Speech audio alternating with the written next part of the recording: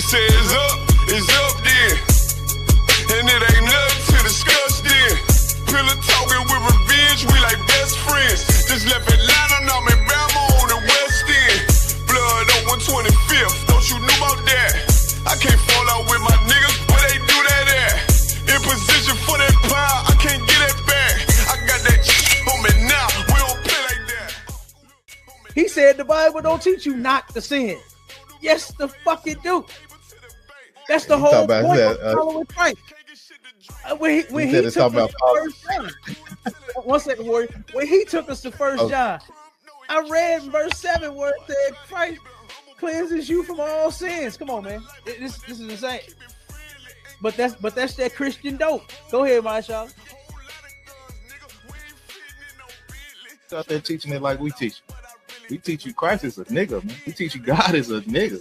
And guess who he loves? He loves niggas. He loves niggas. And that's one of the topics we're gonna talk about. They say it's up then. And it ain't nothing to discuss then. Pillar talking with revenge, we like best friends. Just left Atlanta, now I'm in Bama on the West End. Blood on 125th.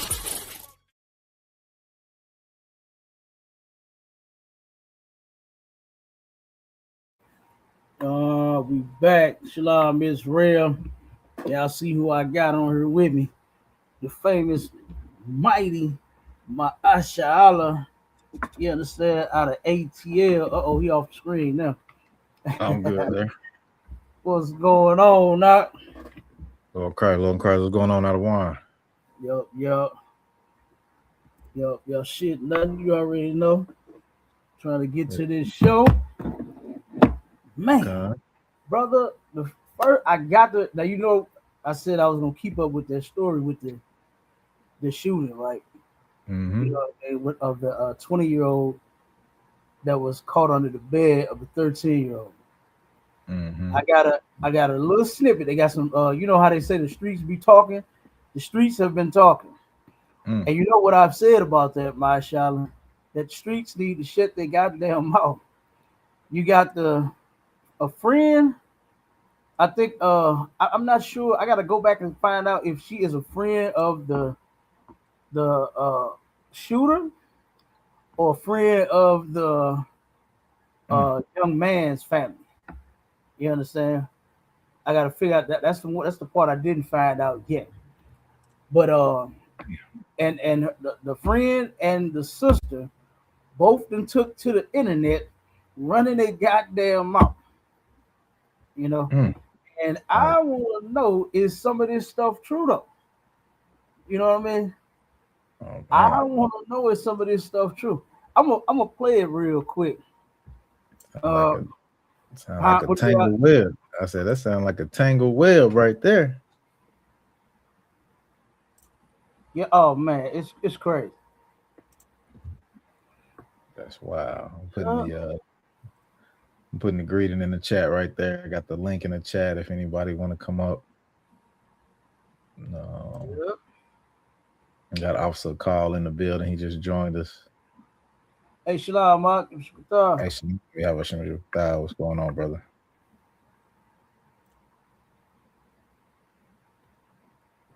Bring him up on stage, Salaki. Huh? All right, Shalom, Lord of Christ, out of one you. What's going on, Cap? What's going on, Officer Marshall? Mighty man. What's going on? What's the word? Nothing much, you know. Still got there, you know, Esau slavery, you know, but I'm here though. Go through the slavery and Cap, you got a heavy topic. Will black women ever submit to black men? Oh my goodness. I didn't see them sisters submit to. What'd you say? Every man, I didn't see sisters submit to every man but the black man, sir. Man, they do.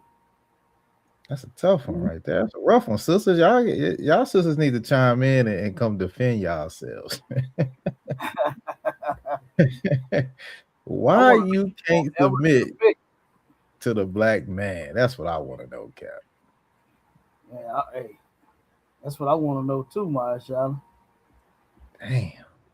Yeah, That's what I want to Like know. you said, a black man don't stand a chance, do he, Officer Mal Charlie?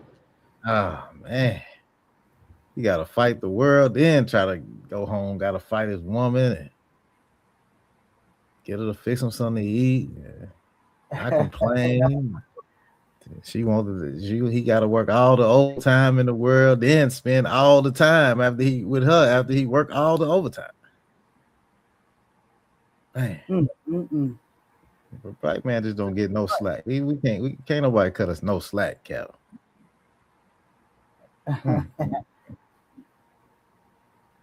And we ain't bringing home the money and doing all they want us to be bad fathers. You know what I'm saying? It just never ended. Just never ended. So.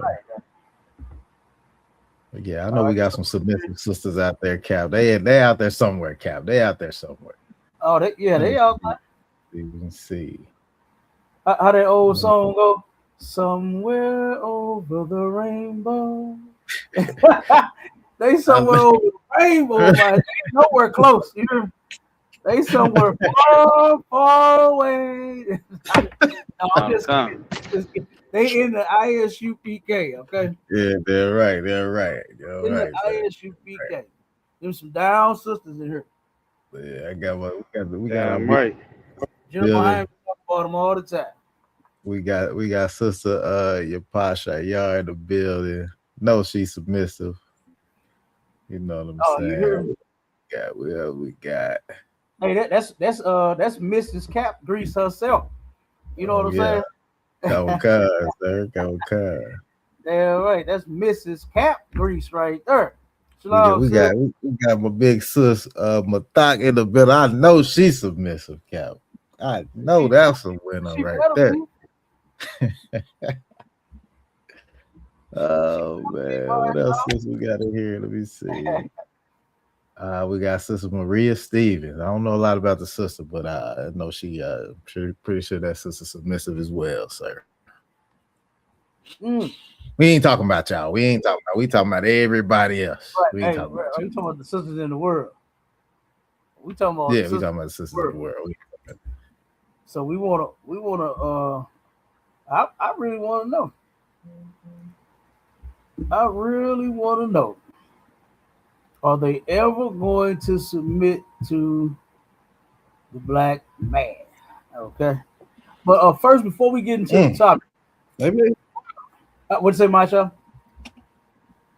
No, I was gonna talk some noise, Cap. I wasn't gonna really say nothing. Okay. Before we get into the topic, I gotta play this right here. All right, hold on one second. Boy, I picked one hell of a day to get on that bike. It's hot as hell out there. Yeah, Cap. Y'all ain't getting no rain down there?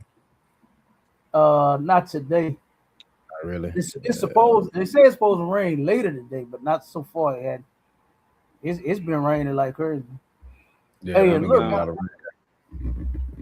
yeah, we had a little bit Saturday. We had a little Saturday. Let me see. A little Friday. Like a little Thursday. It's been raining a little bit. Mm-hmm. Yeah. Hey, brother, it was almost like wintertime. Friday. Oh, what? Yeah, man, it was in the 60s. I said, damn. That was crazy. And then, brother, the very next day, niggas shot right back up. Damn. I said, good. I said, I got a sister in the chat. She said, black men ever, I guess she's saying, will black man ever submit to the Most High? Yeah, sis, we got brothers submitting to the Most High all the time. This sister Casey Taz. Where is it on TikTok or TikTok? Yep. What she said? We got Lima. She said, "Who are you, gentlemen?" So, hold on one second. Will black men ever submit to the Most High? We doing it right now. Damn right. You looking at 3 black men. You can't see one of them. He got his camera off. But you looking at 3 of them up under command of General Yohanan that has submitted to the Most High. So what you talking about? What you mean by that? Why you can't answer the topic? Why you can't answer the topic is, will black women ever submit to black men? That ain't the topic today. We'll make that a topic now. We ain't scared of that topic. Cause we go over that topic too, all the time. All the time. That's the first thing Commander General Yohana teaches black men and black women when they come in here is to submit to the Most High. 1 second, Lima. We got Lima. Sister Lima said, "Who are you, gentlemen?" She said, "I've been married 21 years." Hold on 1 second. We priests and prophets of God in the ISUPK under Commander General Yohana. That's who we are. Who are you? Go ahead, Masha. She said, "I'm 21 years. She's been married 21 years and have submitted." Oh, well, that's good, see? That's good. Keep going and make it another 21. Right. And make it a total of 42. Go ahead, Masha. Yeah, that's all I got on my end, Cap. Okay, Cap. Your pa say, yeah, they got hit with that heat wave down there. Can't, yeah. It's one today, too, see? Yep. Up here. It's hot as a fool. Look, I very seldom ride with my helmet up. Damn, yeah. I had it flipped up. Well, I needed some air. It was hot then, Cap. We got arrived at the woo-wee. But hey, it was warm, brother. It was warm there. Hey, but you know how we do. We roll. Yeah, that heat from that engine don't make it no better either. We roll. We got Sister Anna in the building from Norfolk, Virginia. Okay. Yep. Chanel Cooper, 8939. The wife of Precinct Officer Quinaya Gabar. Quinaya Gabar. Oh, it's Quinaya Gabar, Shalakia. Yep. All right, we're in the building. That's all Okay. No sweat. That's all we got. You got something else? No, that's all we got, Cap. Okay, Cap. Out of word. I appreciate you. Yeah, let's go on and play this. I'm gonna play this. What they call it, a snippet. I'm gonna play a quick snippet, and then I'll probably put the link to the video where they actually took to the internet. They were actually on TikTok. Okay, the friend and the sister was actually on TikTok running their damn mic. You know what I mean? Running their mouth. Probably about something they don't know about. They probably don't know the story. But I'm gonna play this little bit real quick, and then I'm gonna go over some of the things that I heard. Come to the house and do everything. However, she had told him he could no longer come over there because she wanted him to pay her light bill. He didn't have the money. So she told her daughter he cannot come over here no more until that motherfucker give her some money. Okay? She didn't steal her mama credit card.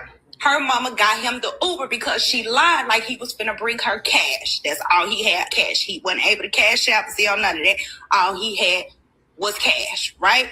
However, that's why he made it there. She told him she was on the way home. He could be there when she's there so she can get the bread. That's why it's 30 minutes apart. It wasn't she was trying to sneak him in and get him there before the mama got home. No, he just arrived literally because it takes about 15, depending on if you cut over. It takes about 30 minutes for you to get back to that side of town. Okay, that's how long it took. She got there. He didn't have the money. That's when he ran. They get into an argument. He ran into her room, shut the door. He got up under the bed. She talking. That's when she got the gun, went in there and get the fuck out of my house, all this and that. He said a few words, turned around and walk out. That's when she did what she did. The reason why they're trying to get her for premeditated murder is because the daughter ended up showing the text messages where she said, if he come back to my house and ain't got my money, I'm going to kill him. Baby. Okay, let me stop that right there. Hey. All right. Now, I don't know how much of that I believe. Right? Because first off, a nigga that's running from somebody with a gun, let me tell you something, that's white people shit. to go run under a bed. Okay, no, nobody runs from a gunman and get under the bed. Right. You know what I'm saying? Now, if you have the opportunity to hide, right, the person don't see you, they might run and hide under a bed. But not when you know a person is behind you with a gun. You don't run to a bed and get under it. You run toward a door or a window to get out of it.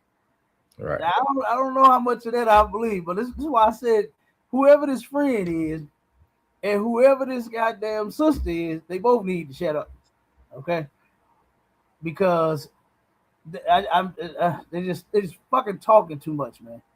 You know, they talking too much. Now the thing about the now what they're saying is that this is not no just say like something new, something fresh. They just met. They saying this is a 2-year relationship. So when he was 18 years old and she was 11, they claim they done been in a relationship that goddamn long. This is the claim of the friend. That the mama been knowing him. The mama, like she said, was okay with it as long as he was giving her some money, getting something out the deal. And if that's the case, that's horrible. Right? Yeah, she pimping her daughter out, Cap. She pimping her. As matter of fact, you know we got to pull the scripture on. Come on. Let me get the scripture on that one. Give me that. It's in Deuteronomy.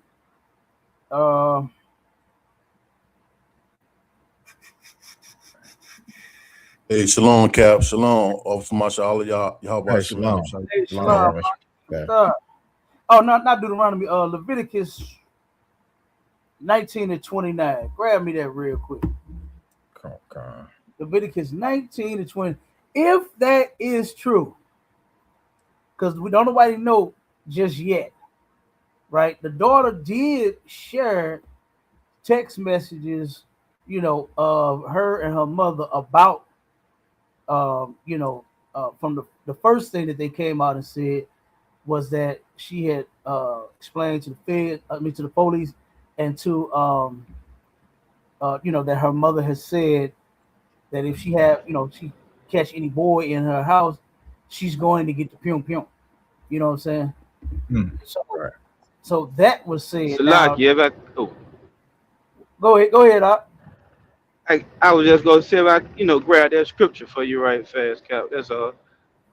Oh, you got it? Okay, go ahead, read it then, Doc. It's the book of Leviticus, chapter 19 and verse 29. Do not prostitute thy daughter. Do not prostitute thy daughter. Do not collect money. I don't care what age she is, especially a damn child, man. This is a 13-year-old girl. Can't no nigga give me no money for my daughter and she's 13. Right. You can't give me no money if she's 17. You understand? You can't do it. I'm not taking it. And she, if it's true, because we don't know just yet, but if she did, she was wrong. If this friend knows what she's talking about, then she is wrong. Okay? Go ahead. Damn right, sis. Not at all. Look, hey, I already know you ain't taking no cash. I already know sis ain't doing it. You hear me? Hey, we're gonna have to go down there and hurt something. We find out somebody doing something with an underage child up in here. Right. Everybody gonna be down there. You understand? We find that out. That ain't happening. We ain't taking no money. You understand? It says not to prostitute thy daughter, man. We're not supposed to be doing that at all. We don't fuck about no light bill. How much is a damn light bill? $100? Right. $100? Like, come on, man. No amount of money is worth my child's innocence, man. Right. I want them to remain innocent until they become my sons too. I want them to remain innocent until they become adult enough and they are ready for a relationship. That's part of the problem, with our kids, and it come from slavery too, to where our kids is what they call it, growing up fast and all of that. That comes from slavery because them goddamn oppressors of ours was taking advantage of everybody, children, women, old, young, men, every damn body. They didn't give a damn. Whatever they nasty ass desired, they did it. So we have been bringing, different things from back in the past that happened to, our ancestors. We've been bringing that forward. That mentality, you understand, has been following us forward to this day, and it got worse. It has gotten worse, But I actually want to find out if that is true. So, like I said, I'm gonna stay on that case, and I'm gonna try to collect all the info I can because I really want to know now, is that true? Did the mother do that? And if that's true, he didn't get blasted because she caught him with her daughter.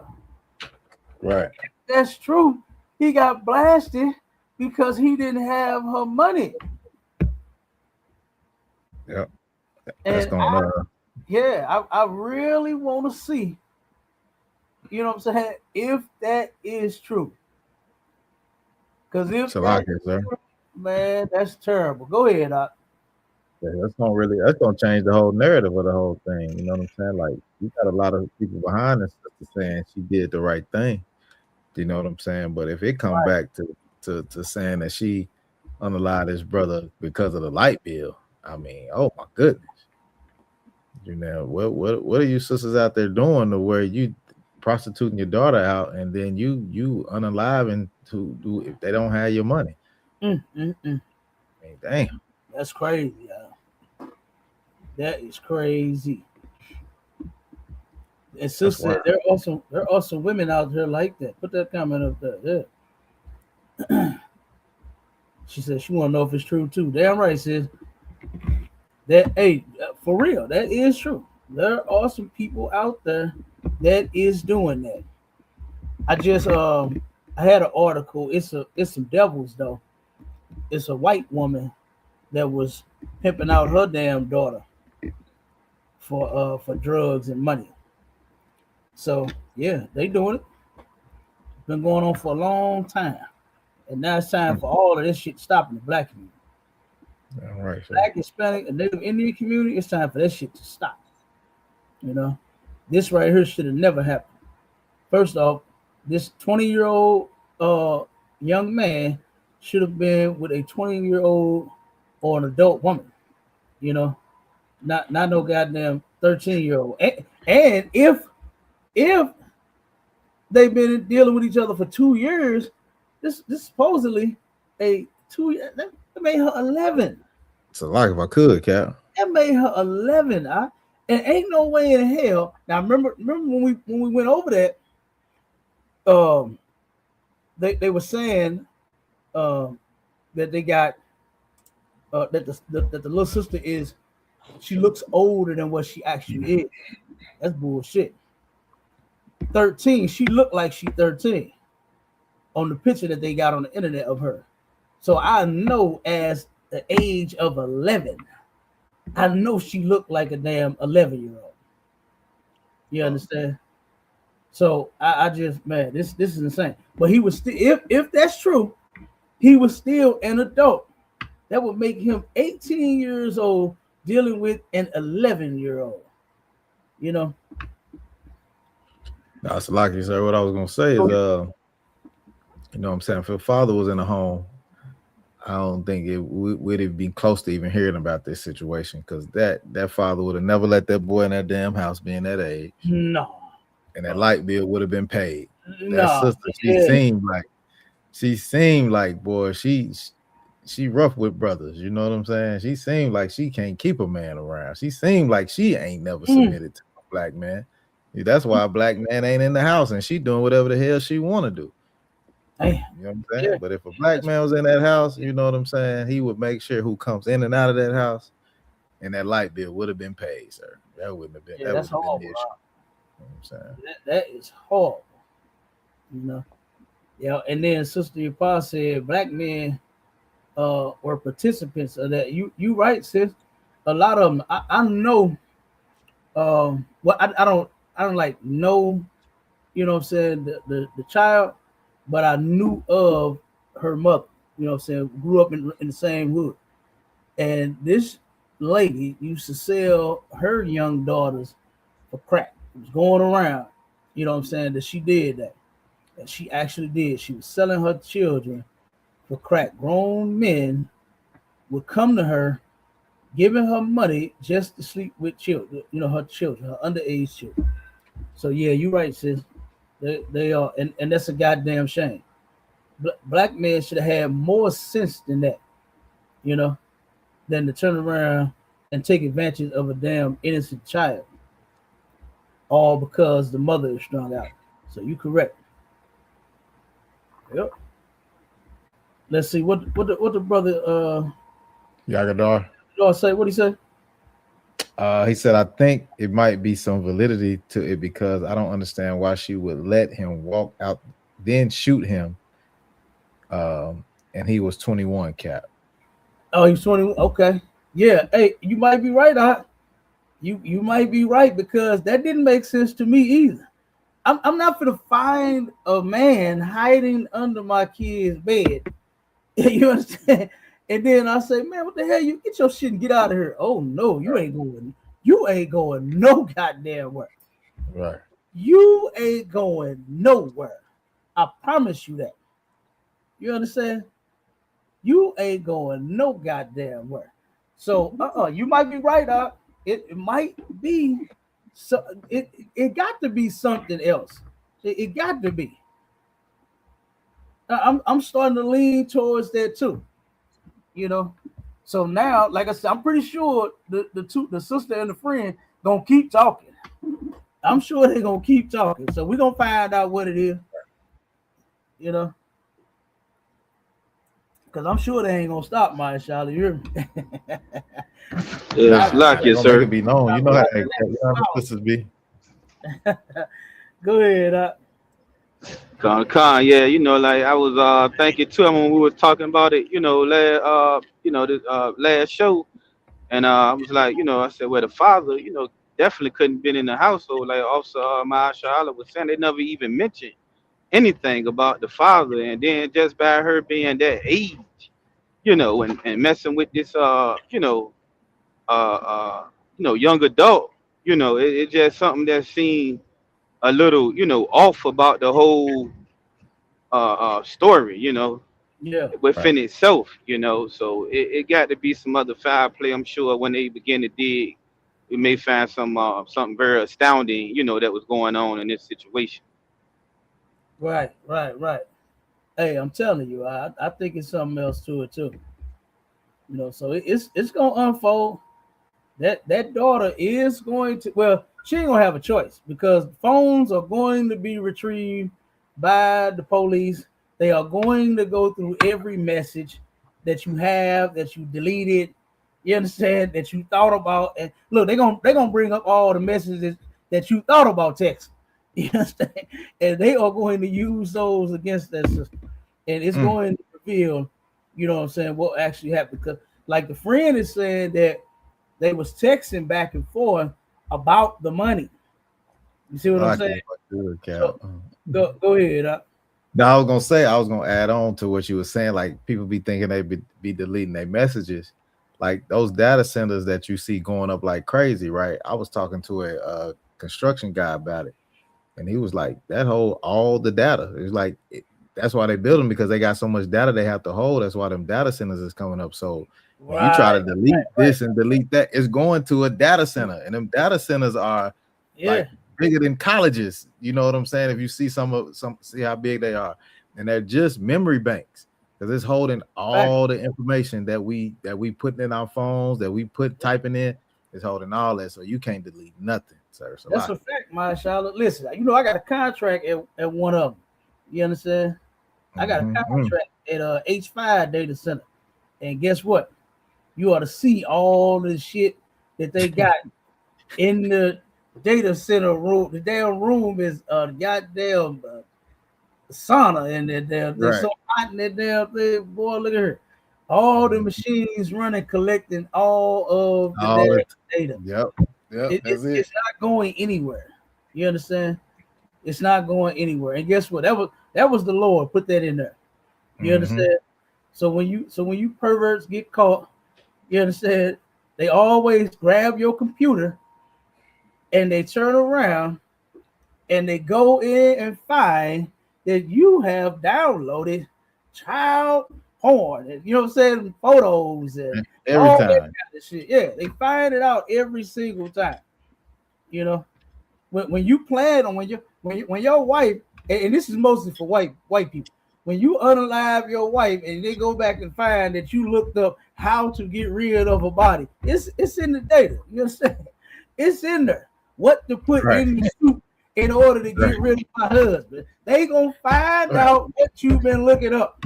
Right. You understand? How deep you gotta dig to not smell the body, or like they gonna look at they gonna find out all of that because you typed it in your damn phone. And you look, Cap, because you deleted it from your phone that it's gone. No, it's still there. Hey, Cap, then they so damn stupid. They gonna ask Chat GPT, you dummy. Yeah, they gonna ask AI what to do with the body. Look, AI gonna be like, listen, I don't know if you should do that, but if you do, this is how you do it.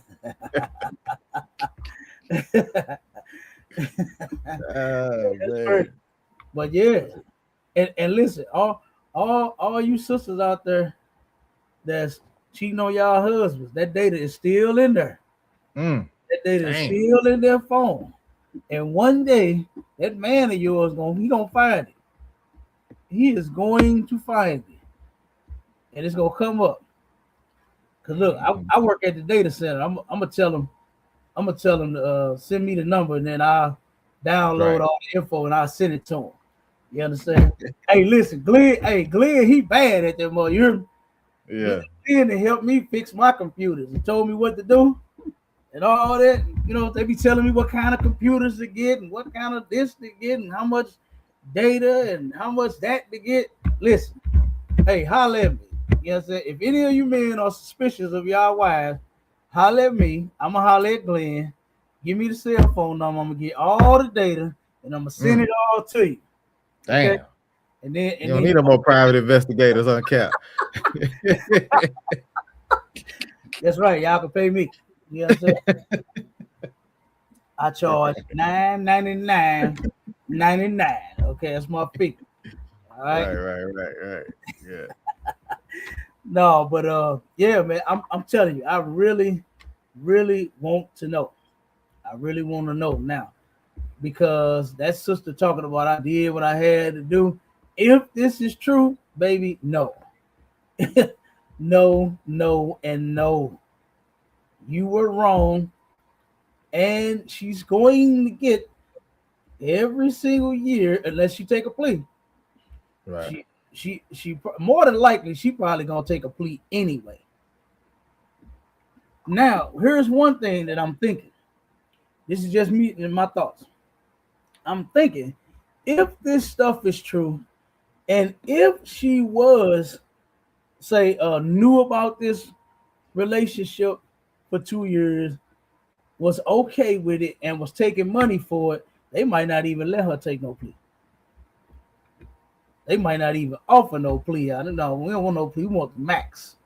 We want the max for this, because if that's true, then you senselessly took a life over an electric bill. Over an electric bill, Aki. Yeah, that's crazy, right. Cap. Yeah, that is. That's a whole nother spin on it. Man, whole nother spin. So, like I said, in a minute, I'm gonna put the link to the other video in the chat. So give me a second. Now let's go to the next. Let's go on and get to it.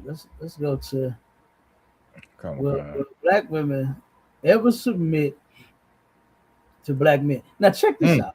Now this right here, this video here, this was insane.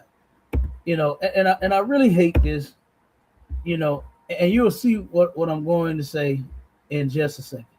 So here is the sister that's being asked the question, and there is the brother who the question is about. The question is, would you date this black man right here that's at the bottom of the screen? Can y'all see him? Okay, we can see it. Okay, so Okay, let's go. No, because he's black. wait. So he asked her, would she date this brother? He said, no, because he's black.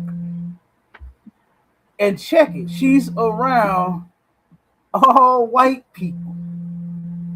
Here she is being their entertainment. Look at what the white woman said. She said that was racist. And she's black.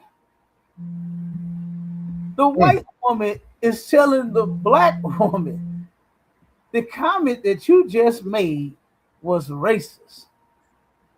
And she really think that she is saying something. Just don't understand that you are just their entertainment. You a damn fool. You understand? And you are entertainment for these white people. So let me go ahead. You know, our people gotta understand, man. God hates white people, man. I mean, look at how he made the white woman. He gave her no ass at all. She don't have nothing back there, man. Like, you have to be hated for the most time to not even give you a little humps of cheeks. Now we ain't got cheeks, Cap. You know what I'm saying? And he hate the white man because he gave him the smallest penis in the world, Cap. I mean, that has to be hatred, Cap. I don't know what else it could be, man. You know what I'm saying? Thank the Most High he chose the children of Israel. You know what I'm saying? Salaki. Hey, you ain't lying about that, boy. The white woman, boy, I remember they used to compare them to ironing boards. You know, they used to compare them to ironing boards back in the day.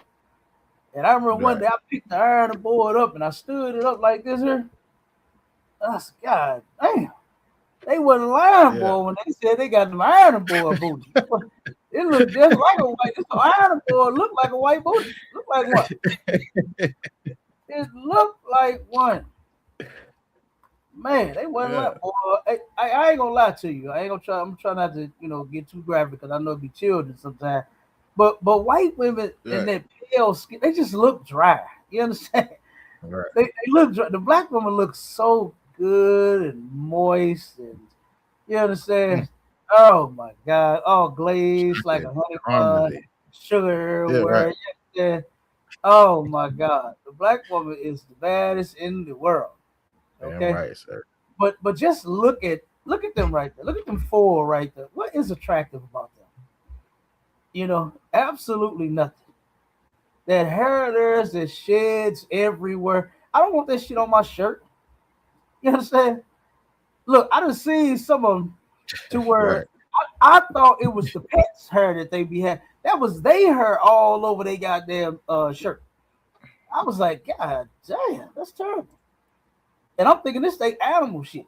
And this was their hair. Terrible. But she said that was racist.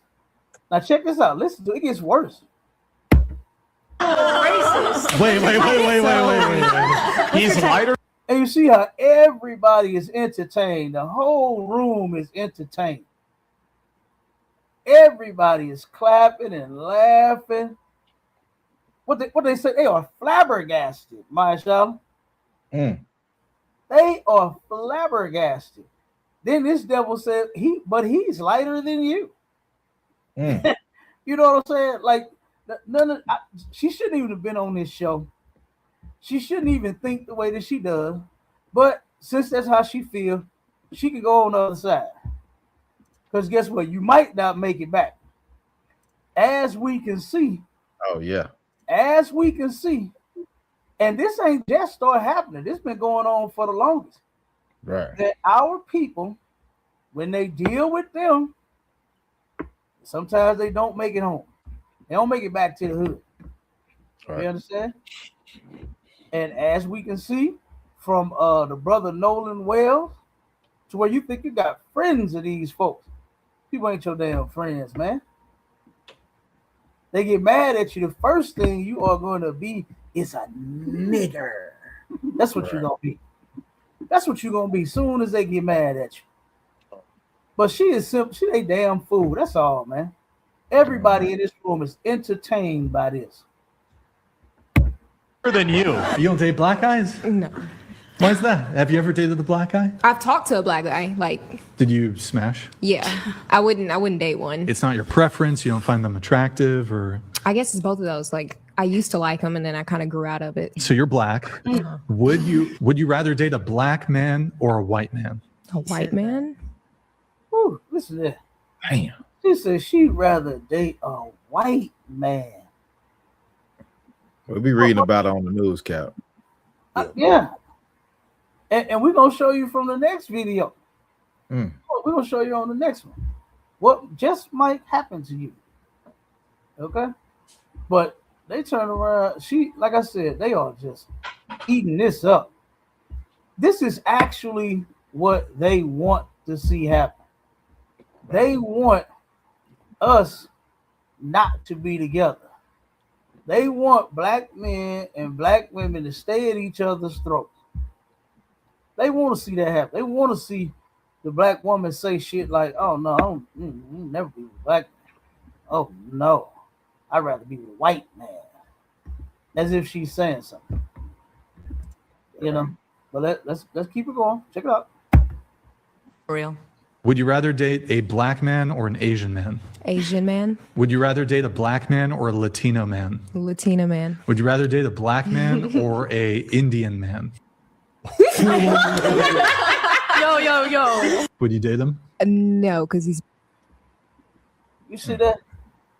Even though she stopped and thought, like, you know what, but yes, she would. Versus dealing with a brother, she would rather deal with an Indian man, a white man, an Asian man, an African man. She'll deal with all of them. She don't give a damn. She don't give a damn. And this is what you're going to end up with. Like you said, Mashallah, we're going to end up seeing on the news. Oh, we're going to end up seeing this one on the news. Check this one out. This one got me right here. Check this one out. This is where I was going to kill you. Is it? A black woman's date threatened to kill her, but when people warned her to be careful, she defended him instead. The woman met the white man through Hinge, and their first date was a run through a wooded trail. At one point, the man ran ahead and led her into a quiet area. He then turned around and told her, "This is where I was going to kill you." When she reacted, he first asked if she was recording. After learning that she was, he quickly said he was only joking. That detail made many viewers even more concerned, since they believed he only changed his words after noticing the camera. However, the woman later defended him in the comments. She said people were taking the video too seriously and needed to understand that it was only a joke. She has also posted another video showing that she went on a second date with him. Many viewers could not understand her decision.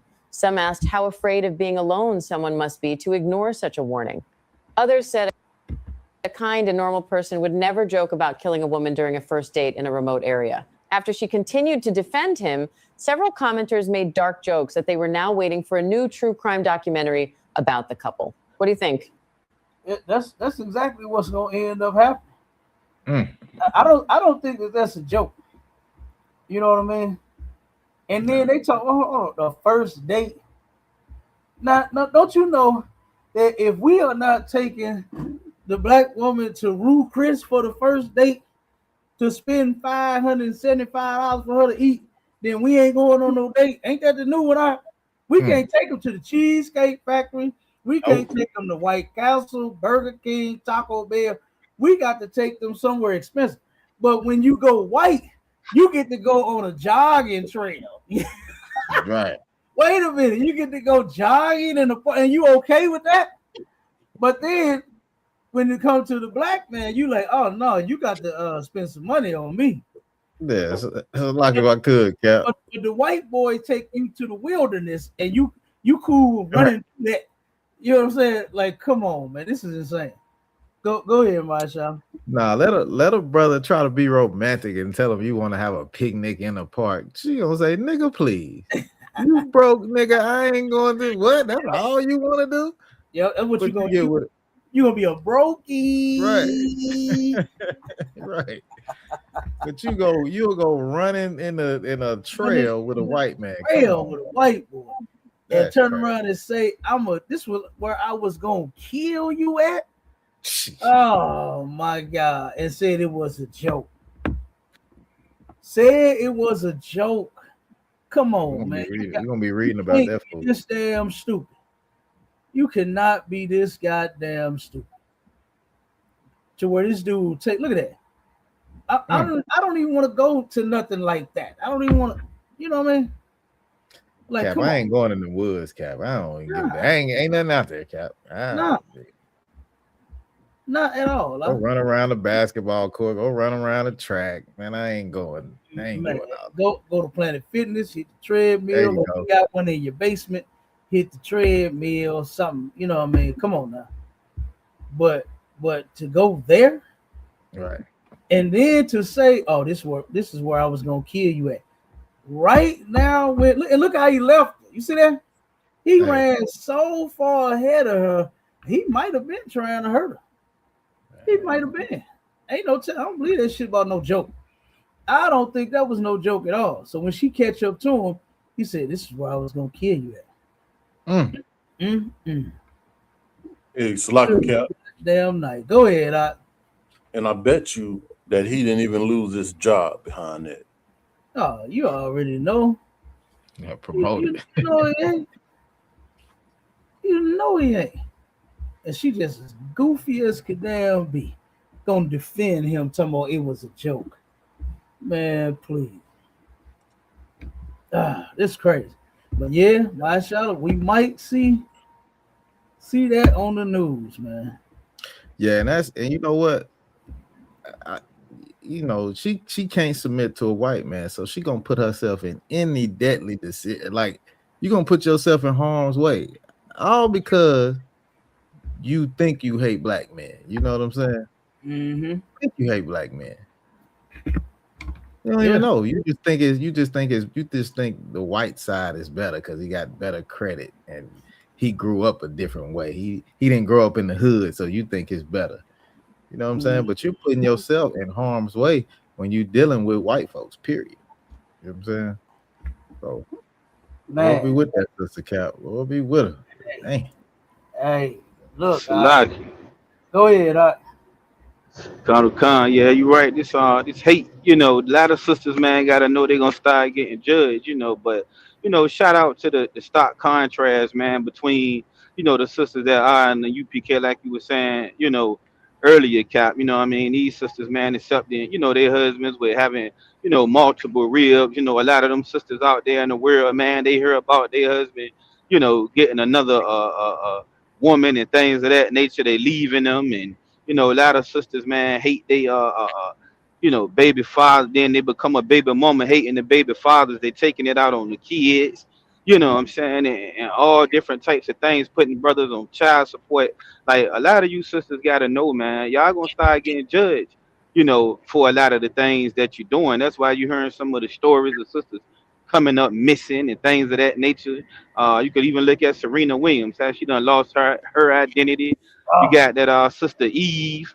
Forgot about her. Eve married that rich white guy. You know what I mean? Like, I mean, it's just horrible the things that's going on and how Esau done manipulated our sisters, man, through that feminine movement, man, that caused them to, hate us. Like you said, if you ain't got no money, you ain't hitting on nothing. Brothers out here sad because they ain't got no money, doing all type of things, trying to make a dollar, scamming, hustling, whatever, trying to live up to that image, man, to get some of these sisters, man. But you brothers need to know, man, if you got to have a bag to get a sister, you need to leave that sister right where she at.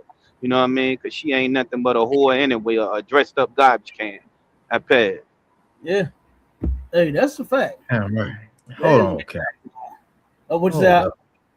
I said, hold on, sir. Hold on. What we got? If I could, real quick, I want to put this picture on the screen right here, Cap. This is what happens to our sisters, man, when they cross that line, man. When you go on the other side and start dealing with these white folks, look at Serena before, man. Oh my goodness, Cap. She had the baddest body in the world, sir. Yeah, she did. She had the baddest body in the world. Now look at her, man. That is not God what you damn. strive for. Mm-hmm. That's a That ain't crime. what you strive. That is definitely Hey, a crime. man, Charlotte, she went from eating collard greens and cornbread to carrot sticks and ranch dressing. And celery like a damn rabbit. You know And what I'm saying? that white boy do not feed her at all. You hear me? And he God. probably still thinks she fat, that damn skinny. He probably Yeah, said, they do. Yeah, hey man, listen. Even when our sisters do what they call BBWs, when they do, they still be having a shape and they still be looking good. You understand? And we love them. That's all that should matter. We don't give a damn what the white boy think about a black woman being fat or not. Who gives a damn? Right. They don't even like women at all. So who cares? You know? Right. So all of our sisters, just keep your hands and your eyes off of them. You know, let us deal with them. We'll deal with them. You understand? We'll deal with them. You understand? What the comments saying, Marshall? Oh, okay. Now they got they putting she's a fool. UPK Lahav said what the F? He said UPK Lahav said got the sister looking like Skeletor. Damn right. Man. Hey, for real, she look horrible. You know. And Eve don't look as wholesome as she used to. I'm gonna have to pull one up of her too. Yeah, she looking like she done crossed over. You know what I mean? Give me some more of them comments. We got a couple more. Okay, come on. Let me scroll back up a little bit. Boom, boom. Sister Yapa said she is second date stupid. Then she said she went on another date with him after that. Then she said he was fantasizing about doing that to a black woman when he was jogging. When he was jogging on the trail. That's a fact. No, unaliving her. That's what he wants to do. She gonna turn around and be like, what's that sister name? Was it Ashley Robinson? The one that her fiance proposed to her in Africa. They went to Africa to unwind and celebrate their newfound love, and she never made it back from Africa. She ended up calling her mother. They got into it, and they I think they gave her another room. Her and dude gets into it so bad, they give her another room, and then they turn around and come find out she's no longer with us. Talking about she hung herself. You know, nah, I don't believe that. She wouldn't have went and asked for another room. She just hung herself if that's what she was gonna do. And then he disappeared. Yeah, he disappeared. And he liked the Bitcoin something, Bitcoin King or something like that. Something like that. Yeah. Yeah, he was some rich devil. You know. And see, here you go, thinking that crossing over is going to be the way out of the ghetto, man. Please. You better find listen, it's some decent brothers out there. You gotta find you one. And you better find you one because you keep trying to cross over. Look at what happens. The Lord said not to do it. As a matter of fact, give me Deuteronomy 7 and give me 3 and read down to verse 6. No. 4 and 5. 4 and 5. Just read 4 and 5. On concert, the book of Deuteronomy, chapter 7 and verse 4. No, verse 3 and 4. Come concert, verse 3. Neither shalt thou make marriages with them. Okay, so this is right here. This is the law. Okay. And this law, guess what, is for all the other nations of people. We're not supposed to make marriages with anyone that is not an Israelite. Keep going. Come concert. Thy daughter shall not Thy daughter thou shalt not give unto his son. Mm-hmm. So we're not supposed to take his daughter, right, and give her to our sons. Keep going. Con. Nor his daughter shalt thou take unto thy son. Okay, and then guess what? He can't. Wait a minute. Did I say that already? You're not supposed to take your daughter and give your daughter to his son. Okay. Do not give your precious daughter Shaquita to a Brad Pitt talking about where's your son? Here's my daughter. And don't you take Christina Aguilera, don't take the white man's daughter. You understand? And say, oh, let me take her to my son. She'd be perfect for him. Nope. You understand? We're not supposed to do that. This is the law. It's plenty of us, man. It is plenty of us, plenty of brothers, plenty of sisters. There is someone for everyone. You don't have to go outside of this nation. You might take a little time finding something decent. You understand? Because guess what? Everything ain't just, right there in your face. Okay? So a decent brother, a decent sister, you may have to do a little searching, a little digging for. But definitely don't try to cross over, because you might run into one of them type that'll turn around and take you on a jogging trail. You understand? Take you on a damn jogging trail. Like if I could, Cap. Go ahead.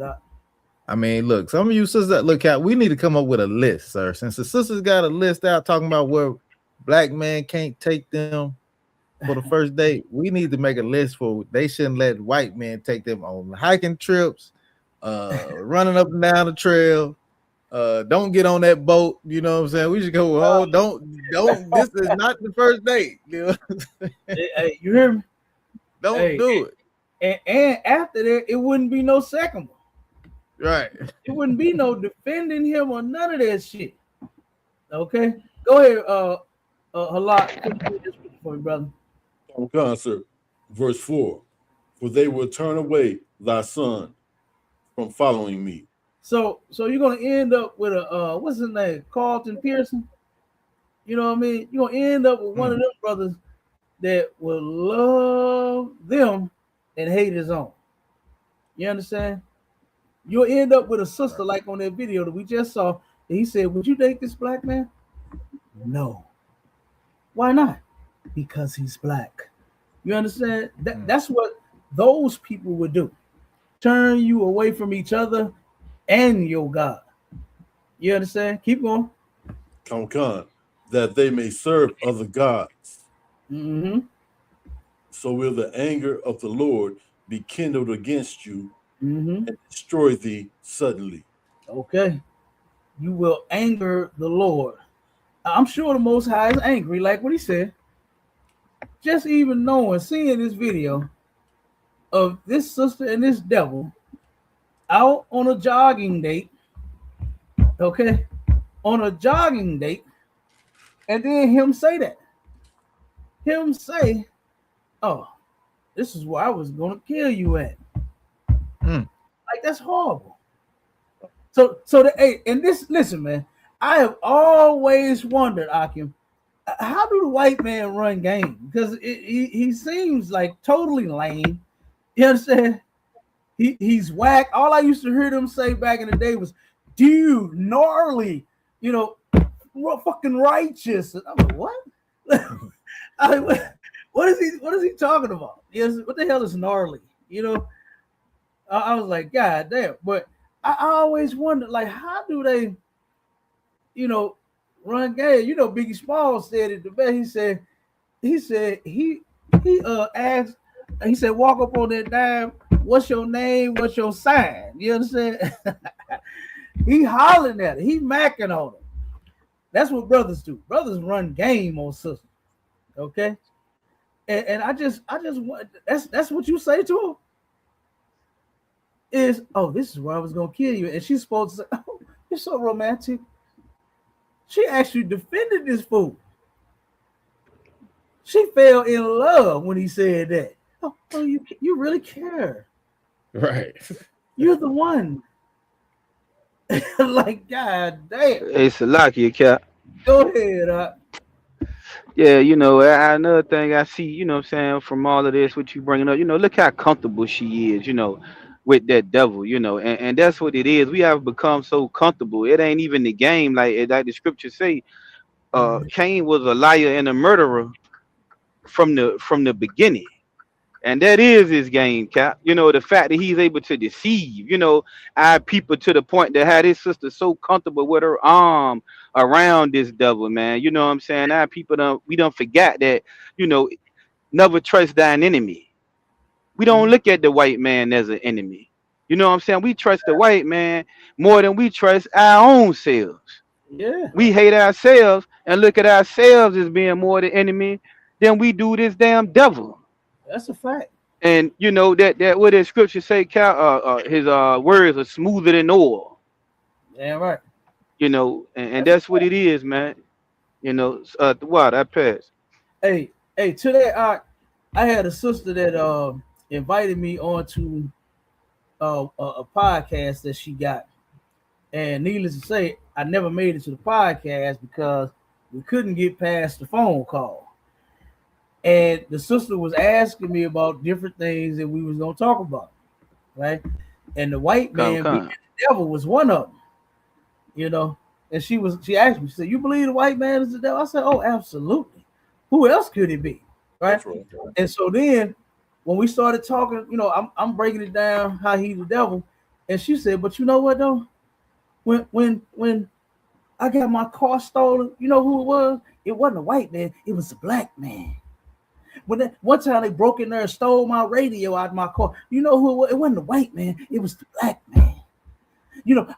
She broke down all kind of instances where black people, I'm like, "Sis, you ain't never had a problem with it?" Like, come on now. We've all had different things and different issues and different problems with each other. But you asking me who the devil is.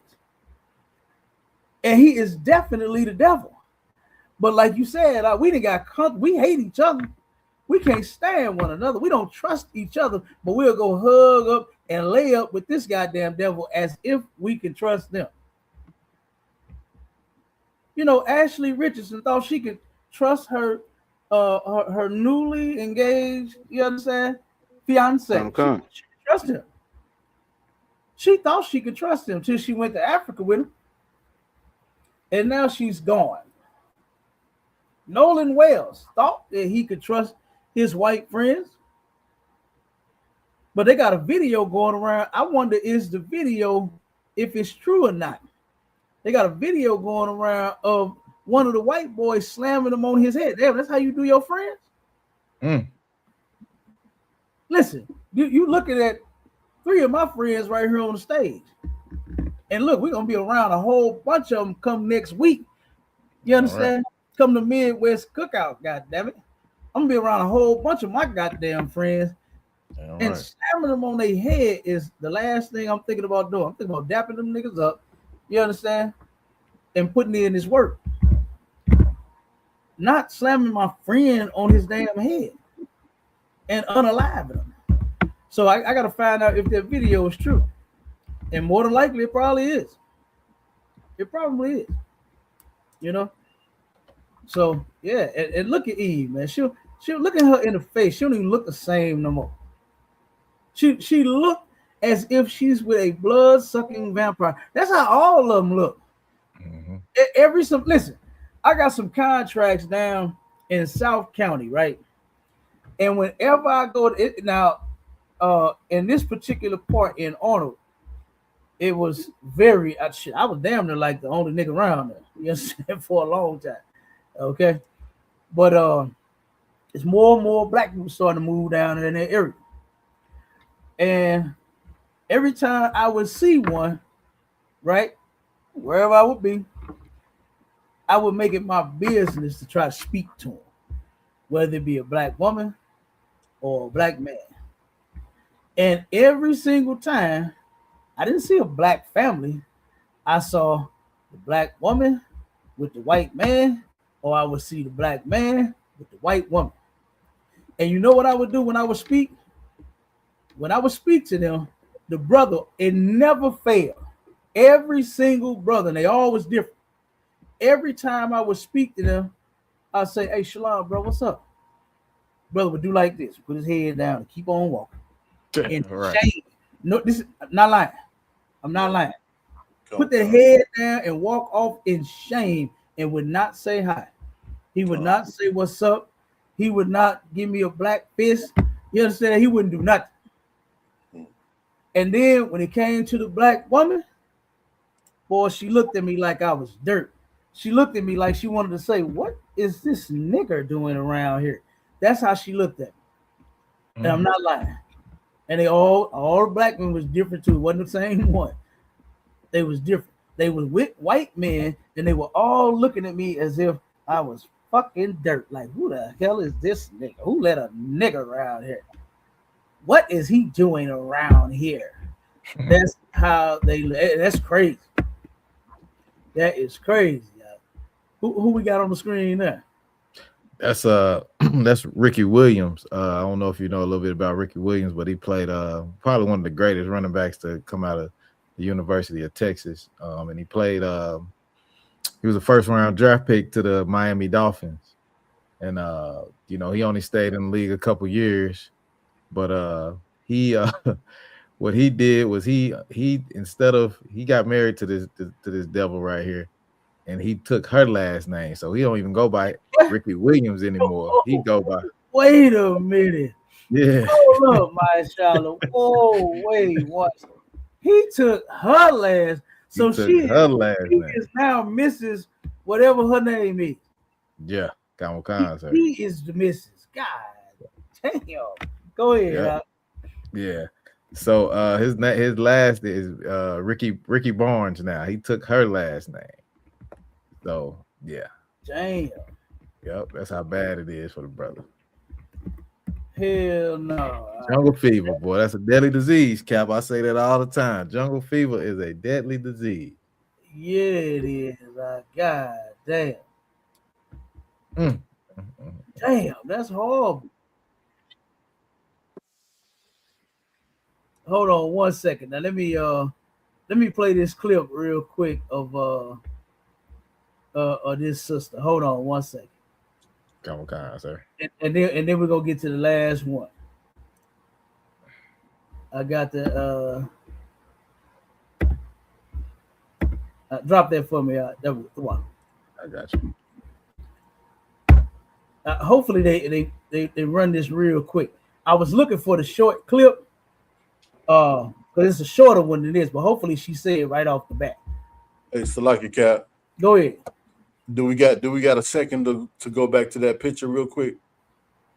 Hold on 1 second. I already got the video up. Give me 1 second, and we'll go to it after this. All right.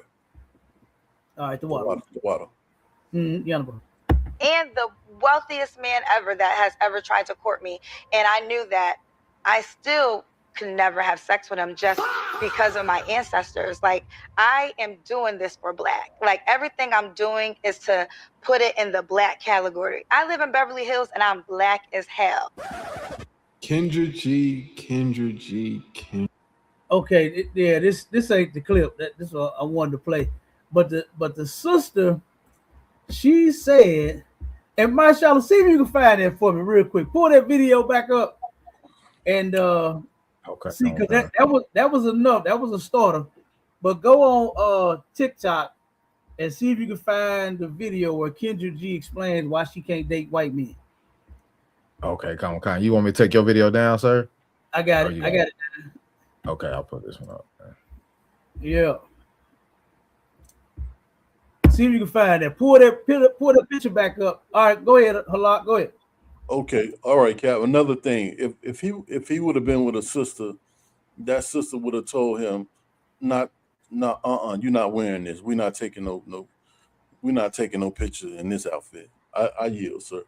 Hey, and since you said that, he do look like a slave, don't he? Con. He looked like a slave right there. He looked like a little bitch.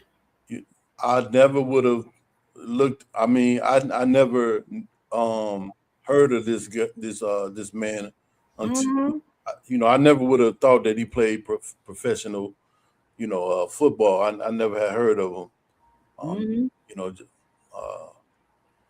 Hey, look out. The white man is still in the damn break the black man business. He take the biggest, the baddest, the strongest, the buffest, roughest, the toughest Negroes, and he break them. You understand? He break them. Now, I guarantee that he would have done none of this for the black woman. I guarantee he would not have been willing to submit and be her pet. You understand? Do none of that for a black woman. Right. I'm not saying you should, but I'm just saying I'm making a comparison to if this was a sister, she wouldn't have got none of this. She wouldn't have got none of that. You understand? Right. He would have never took on her last name. He would have never took on her last name. He would have never been in love with Starkeisha so much to where he took on Starkeisha's last name. It would have never happened. And that's terrible. That's sad. But you're right. This looked like something off a slave plantation. He looked like exactly what he's being used for, a slave. That's all. You understand? A slave. That's what he looked like. Hey, you right out. Hey, you pointed that out. Hey, that was a good eye. Yeah. You find that clip, Mashallah? It don't have a straight up clip, so I'm gonna have to dig through it a little bit, but I'm working on it. Okay. Well, it ain't that big of a deal. Drop that for me.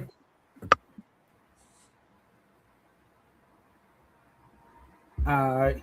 We're going to the next one. If you find it, like I said, we'll look, because I got the clips, but I got to look for it. But let me go on to the last one. Let's get this last one. Now, this video here is with Queen Nubia. Okay? Nubian Queen. All right. This sister right here, this is a comedian, right? And they interviewing this sister.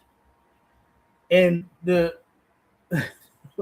was actually a good interview. It was a good show. Okay. Right up into the end, bro. Right up into this point right here where we gonna play it at. It was about an hour and something long, and it was good right up into this point. Sure. Let's move on. We don't need to spend too much time talking about what we don't like. I want to talk about what I do like. Okay. Now we are going to hear what she do like. And I want to know is if she is about to express that she likes submitting to a black man. I wonder, is that going to be the expression here? Okay, so what you do like? This is what I'm saying. Are you willing to listen to what a man say he wants and comply to those things without any you got to rebuttal? Exactly, rebuttal. Hell no. Now hold it. Now let me take it back just a second, and I want y'all to see her catch the demons. I want y'all to try to look at her eyes if you can. Okay, look at this sister's eyes as she caught demons just from this question. Your mouth, goddamn, what do you want to do? Okay, hold on, wait a minute. Let me go back a little bit. I think I got that for you, Cat. When you if you want to roll it. Yeah, I think so, sir. Okay, hold on.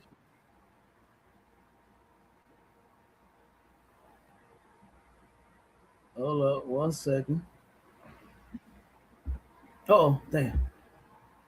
Okay, there. I think I got it there. And sat on the edge of the bed because I was uncomfortable at this point. Hell yeah. And I asked her, I said, tapping my feet. Nip it in the bud. Hey, look. Penis right here. I think I done went a little too far. Okay. Lord have mercy. Okay. It was getting wild, but Why you say that on live? You should have waited and said you was uncomfortable. Now they gonna think we creeps. Well, I mean, it is some creepy shit we talking about. Come on now. no, it's just sexual. You know, people do sexual shit, crazy sexual shit. I mean, We don't like it. Shit, we uncomfortable too. Okay, let's move on. We don't need to spend too much time talking about what we don't like. I want to talk about what I do like. Okay, so what you do like? This is what I'm saying. Are you willing to listen to what a man say he wants? Look at him eyes. Before he even got the shit out of his mouth. Did you see her? Did you see the body language? Did you see the facial expression change? The sister called demons. Just saying, listen to a man. And the sister called demons. Check it out. And comply to those things without any you gotta rebuttal. Exactly, rebuttal. Hell no. That's bullshit. Instantly. Hell no. She's not willing to listen to a man. Like, this is horrible. I really want to know, how do you plan on keeping one? How do you plan on keeping a man if you won't listen to one? Let's keep going, though. She said, hell no. Shit. Hell no. Why? Because I know. I'm saying if he take care of you, he take care of your I'm necessary an needs. empowered woman. And it doesn't really matter what you do for me because I'm able to do it for myself. No. So because you are an empowered woman, you ain't got to listen to. You can do it for yourself. When he ain't asked her nothing about paying no bills, no car note. You know what I'm saying? Getting no place. 50-50. Ain't no 50-50. He ain't asked none of that. He just said, listen. So you so fucking empowered, you can't even listen to a man because you could do everything for yourself. Do you know one thing that I realized that is totally true? Is black women hear what they want to hear and they hear what they don't want to hear. That's how they operate. They hear what they don't want to hear, and they're gonna respond to the shit that they didn't even hear. You understand? They're gonna respond to the shit that they didn't even hear. Okay? If you are not saying something that the black woman wants to hear, this is most cases, some of them, not all of them, because we got some sisters out there that's absolutely listening to their man, and they are thriving, they are handling business. They doing things together. You understand? They raising their families. They got houses and cars and businesses, and they're established. You got a lot of them doing that. But you have some that ain't doing shit. That's like this one right here.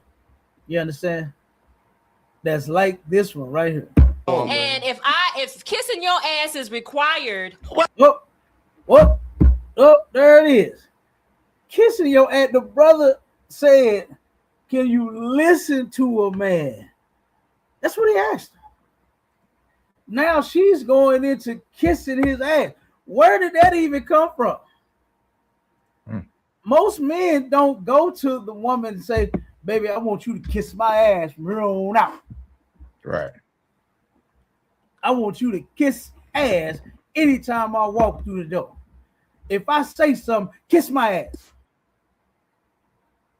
If I start going off on you, kiss my ass. If I get upset with you, kiss my entire ass. Men don't operate like that. Men don't work like that. We ain't asking for a woman to kiss our ass. We asking for, that's most brothers. I'm sure there are some idiots out there, right? I'm sure there's some idiots out there. Because I know some of them too, right? But guess what? Most men ain't doing that. Most men are asking you to come in here and work with them. That's what they're asking for. All right. Right. What did my girl China Monet say when she came to the black party? The song she sang. She said she cook, she clean, she fuck, and shut up. That's what she said. That's her lyrics to her song. You understand? She's telling you how she kept her man. And this sister right here is showing you how she can't keep one. All right. She said, if kissing ass is required to be in this relationship with you, like, and men don't even do, like I said, I haven't, I personally haven't heard a man, come to a woman and give her his list. What you say, my shot of the list that the man got? Yeah. I ain't heard no nigga with no list. No list, right? Top of the list. Hey, Caps, I like my cousin, sir. We got some things you can do with them lips, but kissing my ass Right. ain't one of them. Go ahead. Now, when I hear that sister talking about, I ain't finna kiss your ass and all that, man, that's just showing that they don't want to take any kind of accountability. You know what I'm saying? That's pretty much what it boils down to. These women like this, and I'm not saying all women are like this, but they do not want to be held accountable for the things that they do. A man is only gonna come in and try to get you to he gonna protect you. You know what I'm saying? He don't want you wearing certain things. He don't want you he don't want you outside running your mouth trying to start fights with everybody else. You know what I'm saying? He only gonna do that, and that's your protection. But these women think they so big, bad, and strong, and they don't need that protection, and it always ends up bad for them, sir. Salaki. That's a fact. So here it is. You think you could do it for yourself, when you don't want to be by yourself. So why are you putting I could do everything for myself out there? You actually putting up a wall. Right. You're actually putting up a wall in front of you with all this shit you can do for yourself. That's fine. That's good. That's good. Don't no man want no woman that don't know how to do shit. A man want a woman. I know I do. I want a woman that can turn around. We can get some shit together. We can get some shit done. You understand? My cousin, old lady, look, this brother here. Now I got to give it up to her. This sister got about 12 jobs. This sister bringing in and been like this the whole 20 years of me knowing her. You understand? I've been knowing her. They've been together 21, 22 years, and all that long, she been bringing in paper. You understand? She gets some money, and they doing things together. They got houses, property, cars, all kind of shit. They are doing some things together. Now they are in the world, but they are doing some things together in their relationship. That's the type of woman that I want. I don't know if other, what somebody else wants, but that's the kind of woman I want. I don't want no worthless ass relationship. I want a woman, you're gonna come here, we're gonna do some shit together. We're gonna get some things. Not turn around and hinder and stall and stop progress. There's a lot of things that we can be doing other than this right here, kissing ass and arguing and fuck. That's all it sounds like. That would be in that household is a bunch of arguments. It sounds like we'll be arguing more than we will be getting along. So she said, kissing ass. Let me play a little more. What? That ain't got nothing to do with it. That ain't kissing ass. Because I just said I don't like. That ain't kissing ass. No. We ain't talking about no ass right now. We done got over that. Okay. He asked you a question that you try. So nobody even said anything about kissing ass. He just said, would you listen to your man? Would you listen to your man without rebuttal? I'm gonna tell you something. My grandma, I remember this as if it just happened. I remember one day, my grandpa, boy, he came and he was smoking hot about something. I don't know what it was. But in my little young child mind, all I'm seeing is my grandpa going off on my grandma. I'm like, what in the hell what's going on? Why is Papa so mad at Mama? What did she do? This is what I'm saying in my head, right? And then when they got done, I went to my grandma and I asked her, I said, Mama, why is Papa talking to you like that? She said, baby, I just let Papa talk. That's what she said. And then I later found out that he wasn't going off on her. Whatever had him frustrated on his job or out in the world before he came home, he came home and blew off that steam. And she didn't stop him. She didn't tell him, oh, hold on, nigga, who you think you talking to? I ain't do nothing to you. Why the hell you talking to me like that? Why? Mama knew Pawpaw. You understand? And Mama knew at that moment, Pawpaw needed to let that shit out. And she sat there and listened to him. Mama knew she couldn't go into no whole breakdown because I think I was like 4. You understand? I was like 4 when this happened. So she couldn't go into no whole breakdown with no 4-year-old child. And she said it as best as she could, and I understood it. And then later, once I learned Pawpaw, you understand? Once I learned Pawpaw go off, you understand? Pawpaw be going off, but he was not going off on Mama. It was something that had bothered him before he got home. You understand? And he was going off about that.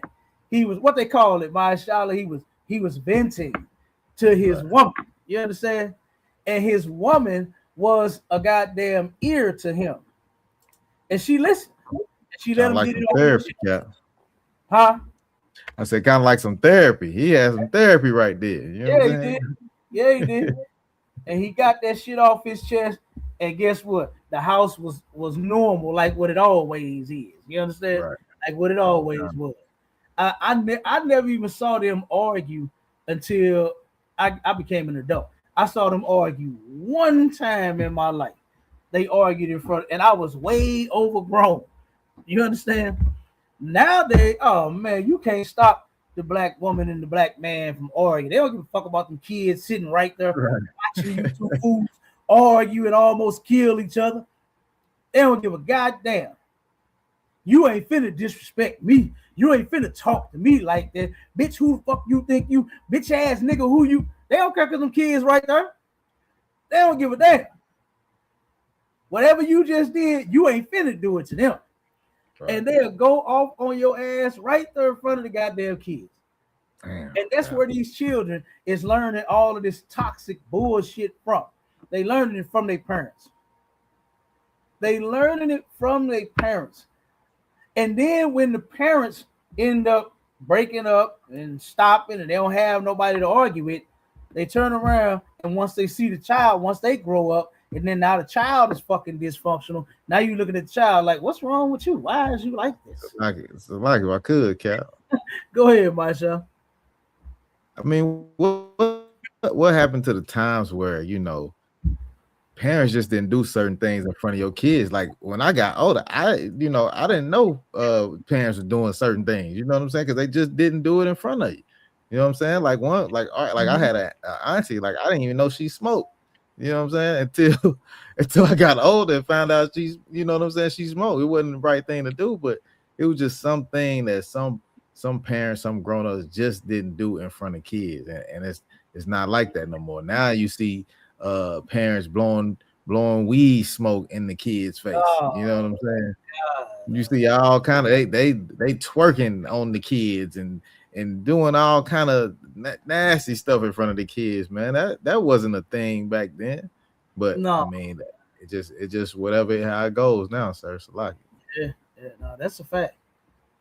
That's a fact. Let's play a little more. Trying to get away from. That's how they get away from it. She got, hey, bro, she did. That's how they get away from it. That's how they get away from it, because they ask you some dumb shit and get you confused. Because we get confused easy. A man confuses real easy. Mm-hmm. And she tried to fuck us up. She fucked me up quick. I'm glad you called it. If a man asking you for things, can you talk about his feelings without bringing yours up? Sure. Shit. Boy, you that shit did not sound confident. Just now. Like, goddamn. I can live. Now you know that was a lie. We know that was a lie. You saw the eyes, how she rolled them, how she shrugged them. Hell no. Right. Now she can listen. Listen. Oh, okay. So why did that not sound confident? Because you listen, but would you comply? Would you understand? Listen. I would understand, and I would comply if those things are within reason for me. You know why y'all can't? Now I don't know if I believe that now. Because of your first, he didn't even get the shit out of his mouth. Right. And you was disagreeing. You immediately rolled your eyes when the brother said listen to your man. She went. Oh, let me take my glasses off. Yeah. You understand? She rolled the goddamn eyes, and all he got out of his mouth is, "Would you listen to your man?" And she went. I'm gonna went blind, Cap. Yeah, And said, "Hell no." But now, I'll listen. I'll listen. Yeah, right. Let's keep going. Here sometimes because y'all listen to rebuttal. Y'all don't listen to understand nobody. No. I'm gonna tell you, y'all listen, and while y'all listening, y'all building the case at the same time. We're not in the 60s, baby. We are in 2024, which is really equivalent to 2054. We're in a new age now. The future is feminine. Why the fuck do you think I must cater to what your needs are? Nobody ain't say that. Let me tell you. 2024. She said this is equivalent to 2054. We way in the future now. She said the future is feminine. What is feminine about this animal that's sitting in between these two men right here? What is feminine about this? Good goddamn night. She said, why in the fuck would I be worried about your feelings? Hold on, let me go back. Let me take it back a little bit. Let me let her crash out again. Because you listen, but would you comply? Would you understand? I would understand and I would comply if those things are within reason for me. You know why y'all can't hear sometimes? Because y'all listen to rebuttal. Y'all don't listen to understand nobody. No. I'm gonna tell you. Y'all listen, and while y'all listening, y'all building the case at the same time. We're not in the 60s, baby. Now, wait a second. Now, hold up. She said we not in the 60s. Why in the hell does the year depend on whether you will listen to a man or not? Right. You were supposed to be doing that shit in the 20s, 30s, 40s, 50s, 60s, the 2000s, the 2010s, 20s, and the 54s. You're still supposed to be listening to a man if you got one. In the 2054, it don't matter the year. The Lord laid out the dynamic, and that's how it's gonna stay. Right. If you plan on being successful in any relationship, god damn, I don't see this sister being in any successful relationship at all. Okay, and it's gonna get worse. This crash out is gonna get worse. Okay, but she's going into the 60s. You know what the sisters in the 60s did? They knew how to hold them houses down. Like I was just talking about my mama, right? My grandmother. Her and my grandfather, they worked together. My grandpa was illiterate, couldn't read or write. And what was so crazy is it took me a long time to know that, Masha. It took me a long time for me to know that my grandpa could not read or write. He talked so goddamn good. I thought the man was excellent with his English, but he didn't know how to read and write, right? And he was the muscle of the business. He did all the work, and my grandma did all the paperwork. You understand? She didn't shoot her man down because he was illiterate. Hey, that was her man that she picked, and she worked with him. And do you know what they was making on their business? They was making $1 million a year off of his hauling business. G&B Hauling, George and Betty. That's what G&B stood for. George and Betty Hauling. He had them a lot. He had them a whole bunch of trucks. But they had it going on. You understand? They had it going on, and they was cashing out $1 million on this business every year. Okay? So that's what they was doing back in the 60s and the 70s. That's what those women was doing. They were raising their families with their man. You know, they weren't doing all this mess now, crying about not having a man in their life, being a single mother, raising their kid by themselves. You understand? Why? Because they knew how to keep that man in the damn light. Right. They knew how to do that. But now, this sister say it is not the 60s. Oh no. A call support, you can forget about the 60s, brother. You ain't forget that. They won't worry about going through Papa's phone and his notes on Cap. That's over with. Halakama, if you want one of them, you got to go back to the 60s, brother. What they call them, traditional men and women. Oh, you got to go back to the 60s and get that, they say. That's what she said. But listen to her. We are in 2024, which is really equivalent to 2054. We're in a new age now. The future is feminine. Why the fuck do you think I must cater to what your needs are? Nobody ain't say that. Let me tell you what we're going to do first of all. First of all, what we're going to do is talk about my motherfucking needs. No. And once my needs are met, then I'll think about meeting your goddamn needs. She's a groomer. Woo! Good goddamn night. She don't sound like she will ever submit to any man unless he's white. That's right. That's right. I'm sure she'll submit to a white one. I'm sure she'll submit to her boss. Okay. I'm sure the black Nubian queen goes to work and see that white boss and will submit without no problem. Ain't gonna get loud with him. Ain't gonna snap with him.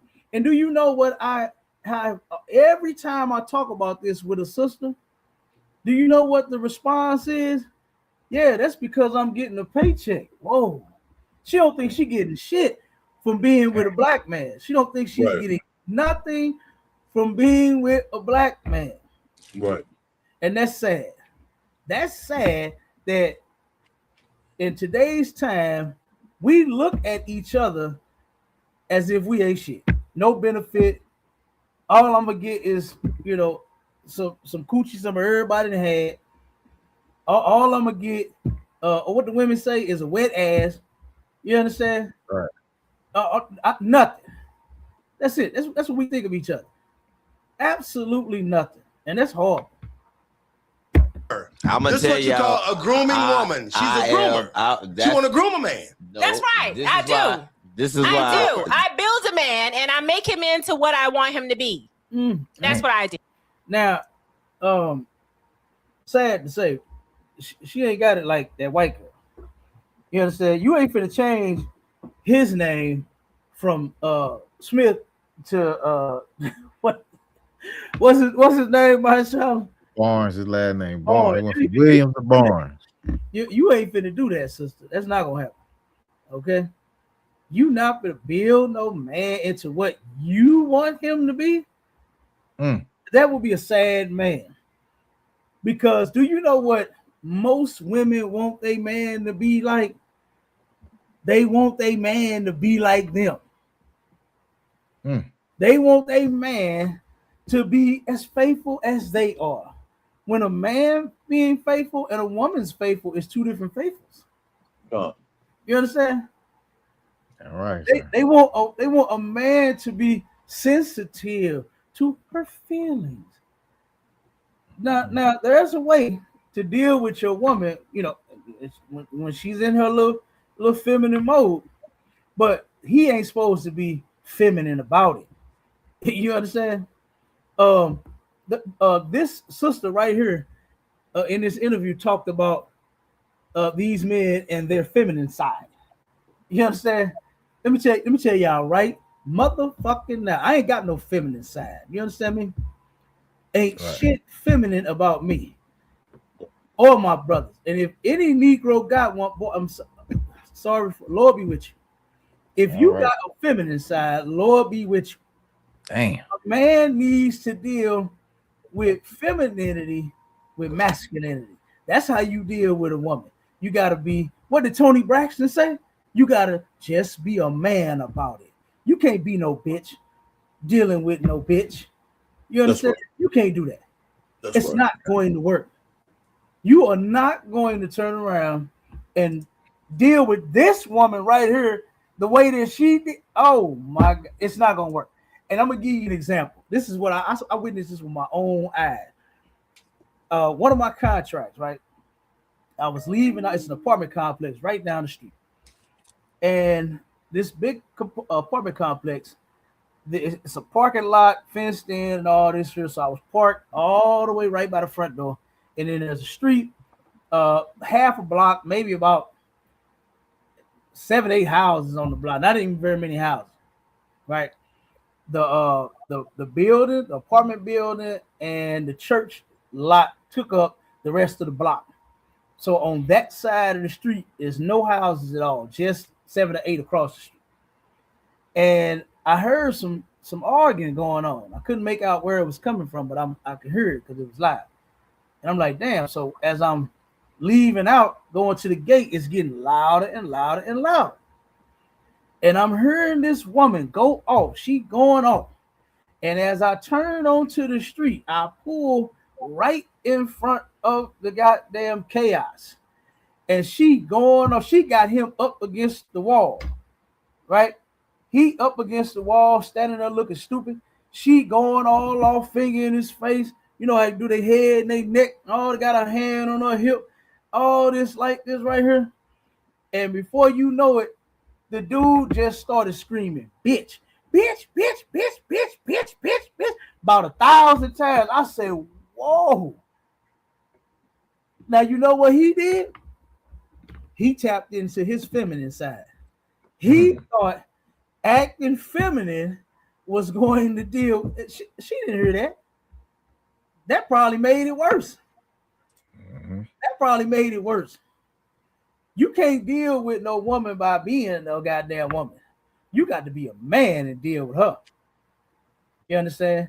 And at that point, you got to be a hunter with an elephant gun to deal with that. To deal with that goddamn animal that was in front of him, brother. God damn, she was going off on that brother. And all he could think of to come back was just to call her a bitch 1,000 times, screaming and hollering in her face like he was a bitch. I said, God damn, man. She turned him up. She is eating that brother up alive. You understand?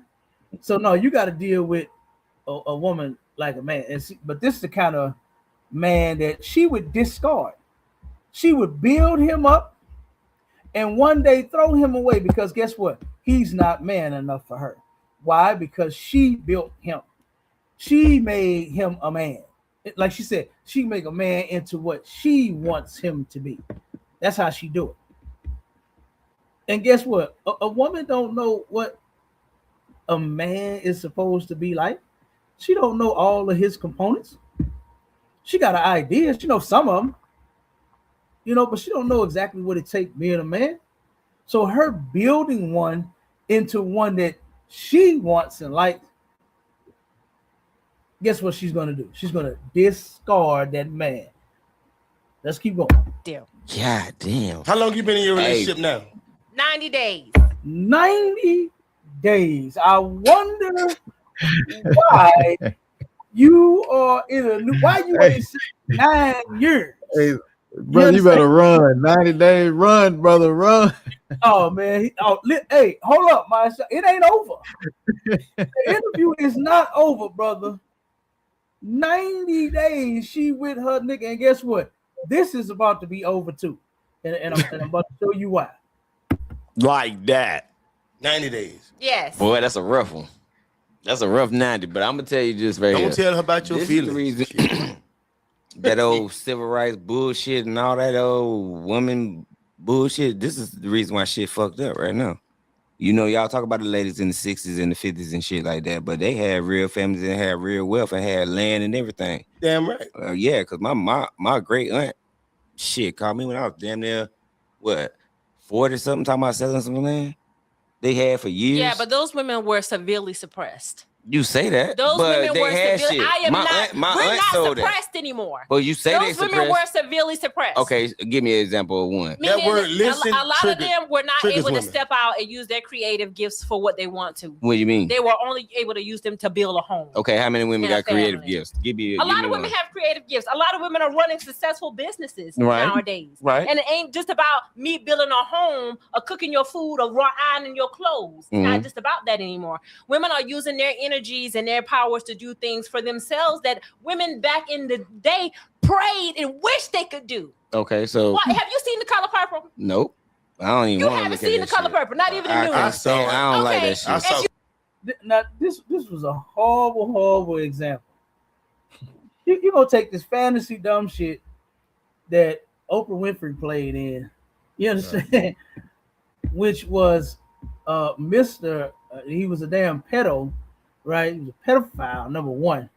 He bought Celie when she was a child. Mm-hmm. Okay. Goddamn pedophile. That was never even supposed to happen.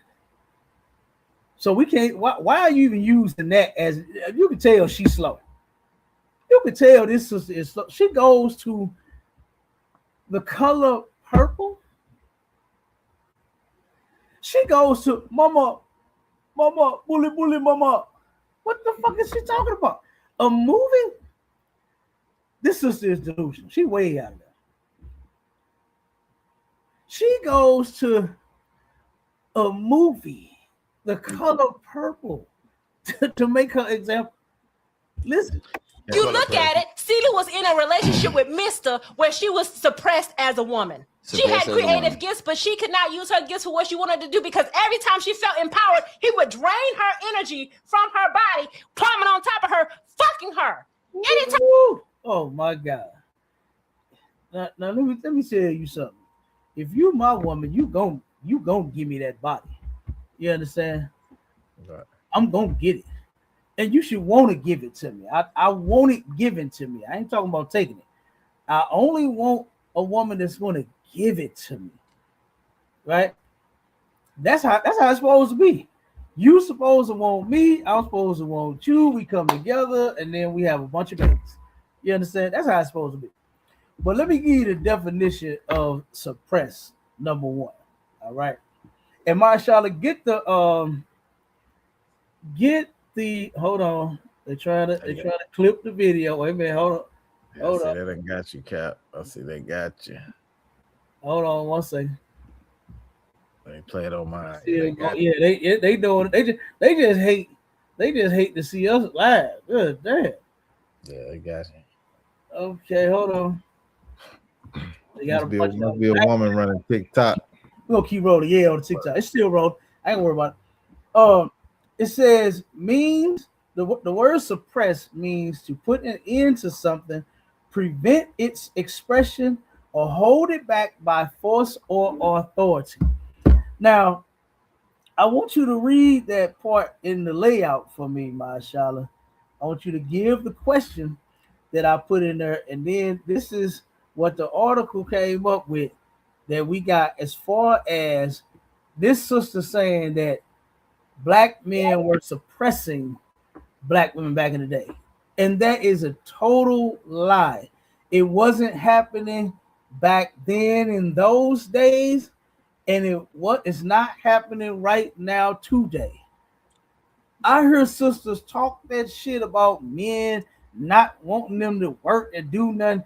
I don't know what Negro in their right mind is going to stop their woman from going to make some money. I don't know what the hell she talking about. Damn right. Yeah. Look, I got mine. I'll tell them, listen, get better jobs, make a business. Let's get this goddamn paper. Right. You understand? Bring that money home to Papa. I'm not stopping you. You understand? From doing so. Now it could be something that you might want to do that I disagree with. You understand? I might be like, no, but I don't know about that. It don't sound too good. Because that has happened before too. You know, one of the business ideas that she came up with. I just was like, I don't know about that one. You know what I'm saying? But it wasn't to suppress, you understand, her and her creativity, like what this sister talking about. You could be as creative as the hell you want to be. And guess what? Let's get to this bag. Ain't that what they say, my son? Palaka, they call some more. Ain't that what they say? Come on. Goddamn bag then.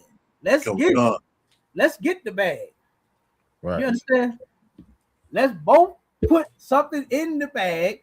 Let's both put our hands in the bag. Let's both get the bag. So I don't know what this is talking about no men suppressing no woman from doing a goddamn thing. That has never happened. Okay. Now go ahead, Mashallah, read that real quick. Come on, sir. It says, did black men ever prevent their women from working historically? Mm-hmm. It says no. Historically, African American men did not prevent African American women from working. Instead, Now, hold it. Now, off the rip, it tells you no. Black men did not do that. You understand? Now again, there could be some idiots out there, you know. But maybe there are some cases to where sisters are getting locked in closets. They not getting fed. You understand? They getting hands put on them constantly or something like that. That very well could be the case. If that is happening, you sisters need to say something. You understand? Say something. Tell somebody. Don't just keep getting locked in a goddamn closet and starve to death. Okay? Right. So I'm not saying it doesn't exist at all. But predominantly, historically, have our brothers, like what this sister said, she said, it's not just about cooking your food and ironing your clothes. When guess what? Most women love cooking for their man. Right. They love seeing that nigga get full and enjoy them chicken wings. Like, damn, baby, you make the best goddamn chicken in the world. Woo, this mac and cheese be macking, baby. The cheese smacking. You understand? God damn, girl, the cabbage and cornbread. Woo, fire. Like, come on. And women used to like this. You know what I think? I think a lot of sisters nowadays don't know how to cook. I think a lot of them don't know how to cook because that same old saying, what they used to say, the way to a man's heart is through his stomach. Absolutely. Mm-hmm. You know how to cook a man a good meal, watch him eat. And watch him praise you for that good. Like, God damn, baby. Woo. Them goddamn taco. You know, it's Tuesday coming up. Tuesday is coming up. And you know, niggas love Taco Tuesday. You understand? Baby, you making some tacos? I got you. Oh, my girl make the best tacos. You understand? Whatever it is that she would cook that you like. Men love that.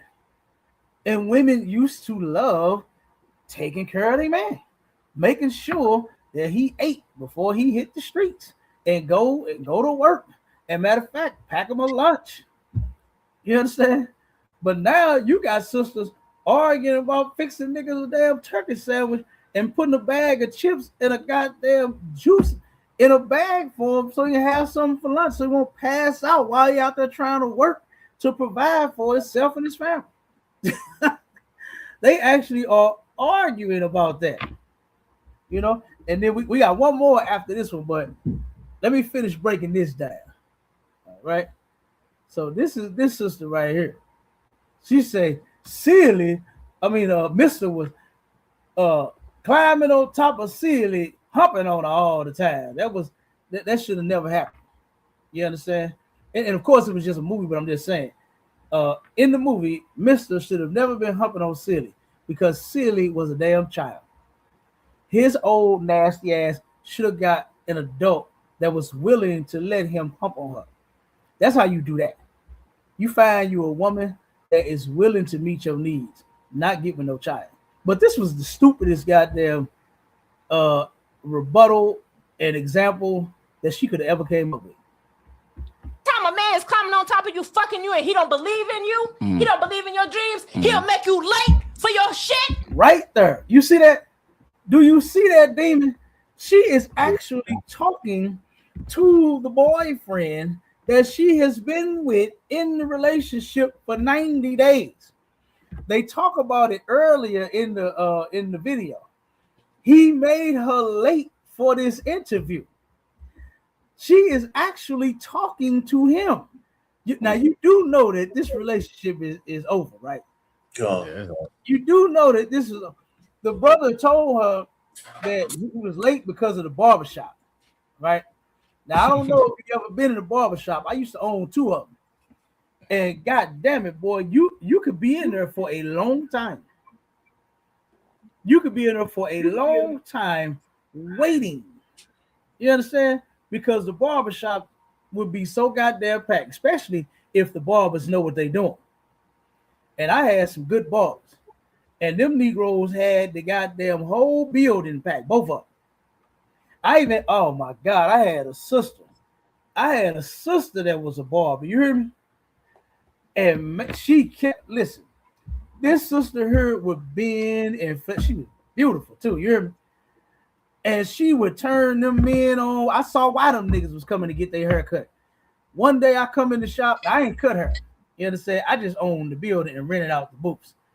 But I come in there one day and I'm sitting there watching. I'm like, oh my damn. She all down in their face, bent all stretching and doing all this shit here. I said, damn, no wonder her line so goddamn long. And she was actually a good barber. You understand? The girl looked good, and she was a good barber, and she would do all that extra shit in the men's face, and the men stayed in her seat. Okay? So guess what? Even she kept the damn barbershop packed. So barbershops do get packed. You could be waiting a long time in them. She didn't understand that. She just said it. Don't play it again. Listen, watch it. I don't even. You haven't seen The Color Purple, not even the news. I don't like that shit. If you look at it, Celia was in a relationship with Mr. where she was suppressed as a woman. She had creative gifts, but she could not use her gifts for what she wanted to do because every time she felt empowered, he would drain her energy from her body, climbing on top of her, fucking her. What Mr. actually did was he ruined Celia's gifts by taking her innocence as a child. He ruined Celia. You understand? That's what he did. It wasn't the point of having sex because that's what two adults in a relationship, in a marriage, that's what they want. That's what it is. Marriage is continual sex. You understand? But he destroyed her by getting her as a child. So like I said again, this was a stupid example. I hate she even brought that up. Shows what her mindset really is. To bring up some of the dumbest and irrelevant shit that she could find to go up against what these men asked her as far as listening to a man. Anytime a man is climbing on top of you, fucking you, and he don't believe in you, he don't believe in your dreams, he'll make you late for your shit. That's a problem.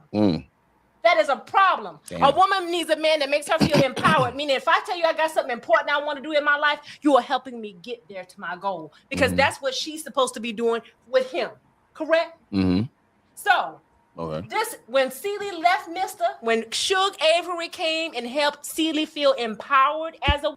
She made Celia feel empowered. She ate Celia coochie. What the hell is you talking about? I don't know how she got that. A woman empowered. Feel empowered. She ain't supposed to be eating Celia coochie. Celia actually, the coochie eating was so good. She said she might even drink some of Suge Avery bath water. What in the fuck is this broad talking about? She is totally lost, man. She is totally all the way. She just jumped out that window that she's sitting in front of. She should have turned around and just jumped out the damn window. She's out of there. Suge Avery made Celia feel empowered by eating her coochie, by doing some gay shit. Oh my God. A woman, Celia opened her own business. Her own business. And a lot of women are feeling trapped in relationships with men because we give so much of our energy from our sacral chakra, our sexual chakra. Give me all that sexual chakra. What the hell you talking about? Give me all the sexual energy you got. What the fuck is she talking about? It's mine. Give it to me. We shouldn't be arguing over no sexual chakra. You should just be chakring me with your sexualness. That's what you should be doing. Not turn around and argue with me and talking about making you late. You understand? Not that. Like, I just don't understand it. Now, it's something that women will argue about. They will argue about giving their sexual chakra, all of their sexual energy to this one man, but they haven't counted all of the goddamn men that they done gave the sex to. That's the damn problem. is you sexual and you chakran a whole bunch of different niggas. That's the problem, baby. Not the fact that you giving all the coochie to one man, because that's how it's supposed to be done. You are supposed to give all of that sexual chakra to just one guy. All of your other energy to just one guy. That way you won't get wore out so goddamn fast. But a lot of sisters are drained. They all wore out. They all ran through because they've been with so many different men in so many failed relationships. That's why they so ran out of damn energy and chakra and sexual chakra energy, because you done gave the sex to a lot of damn people. You promiscuous, then you a hoe when you get older. You understand? You promiscuous when you're younger, and then you're a hoe when you're older. And then you never find the ISUPK to where you could change your life and become a totally brand new person. That was never promiscuous. That was never a whore. You have nothing to do with none of that old shit that you used to do, because that person dies and a new one is born. But when you remain the same, when you try to go to church, this is what you get. It's what you come up with. You understand? But she is complaining about giving her sexual chakra to a man. She's complaining about it. Giving away our power and our energy to men who don't even believe in us. Men who won't even get us there on time. Okay. Now watch this. Now you can see she doubled down on the brother. You know what I'm saying? Now things do happen, you know, and maybe the brother could have said, hold up, dog, this is gonna take a little too long. Maybe he could have asked, man, you think you can get me? I got an important engagement to meet. I don't want to be late for, you know, or damn, I might have to come back, baby. But look, they gonna make you late. Maybe he could have communicated, you know what I'm saying? Or maybe, we don't know, maybe he was in the chair and the brother was cutting and he just took too damn long. We don't know. You understand? But his story was that the reason he was late was because of the barbershop, you know? So in 90 days, I know he didn't know that this was an animal, you know? I know he probably thinking like, damn, it shouldn't be, you know, that bad. We just a few minutes late. But it was to her, you know what I'm saying? And I wouldn't want to be late to an important event either. Something like a podcast or a show I'm gonna be on, featuring, starring me. I'm gonna try to be on time, right? So I get it, but I definitely would not have put that out on the show like that. You understand? And will this sister submit to her man of 90 days? Nope.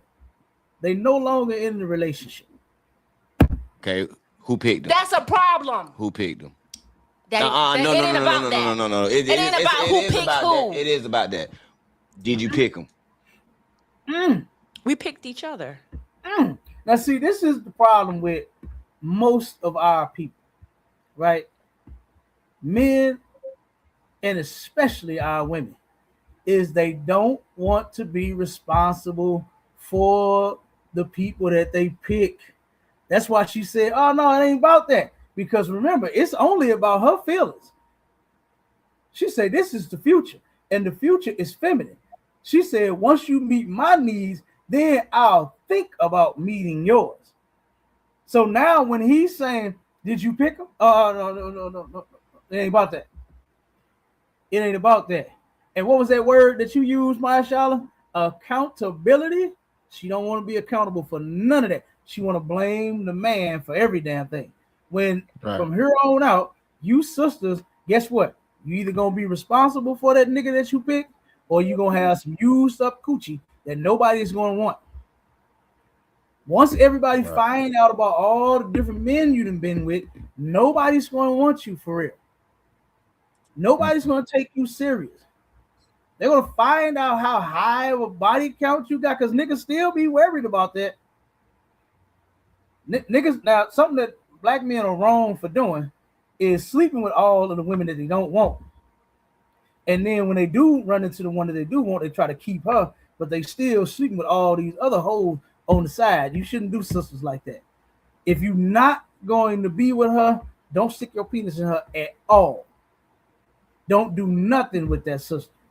Let her go about her business. If you as a man are not going to take responsibility, because you're responsible for that woman, and if you're not going to take responsibility for her, then don't deal with her. Don't touch her at all. And vice versa. Same thing with your sisters. If you are not going to be responsible for that man that you let dip off in that pie, then guess what? Don't let him dip off in that pie. Do not let him do it. Find you somebody that you want and that you're willing to stick with, and then be responsible for the man that you pick. Don't nobody want to hear all these excuses. You understand? Because that's all this shit really is. He made you late. So what? That shit happens. Traffic can make you late. Do you get out of your car and cuss everybody out that's in the goddamn line in the middle of the street? No, you do not.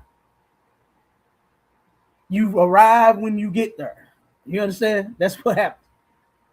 So you could have called these brothers. They seem like they are more than understanding. And you say, hey, man, I'm running a few minutes late. Is it still okay if I come? I'm sure they would have been like, oh, sure, sis. Take your time. We'll see you when you get here. Because you the star of today's show. I'm sure those two men, they sound like they reasonable.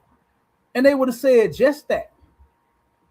They'd be like, all right, come on. Just when you get here, sis, we'll start it up. Come on. But her, she is really upset that he made her late.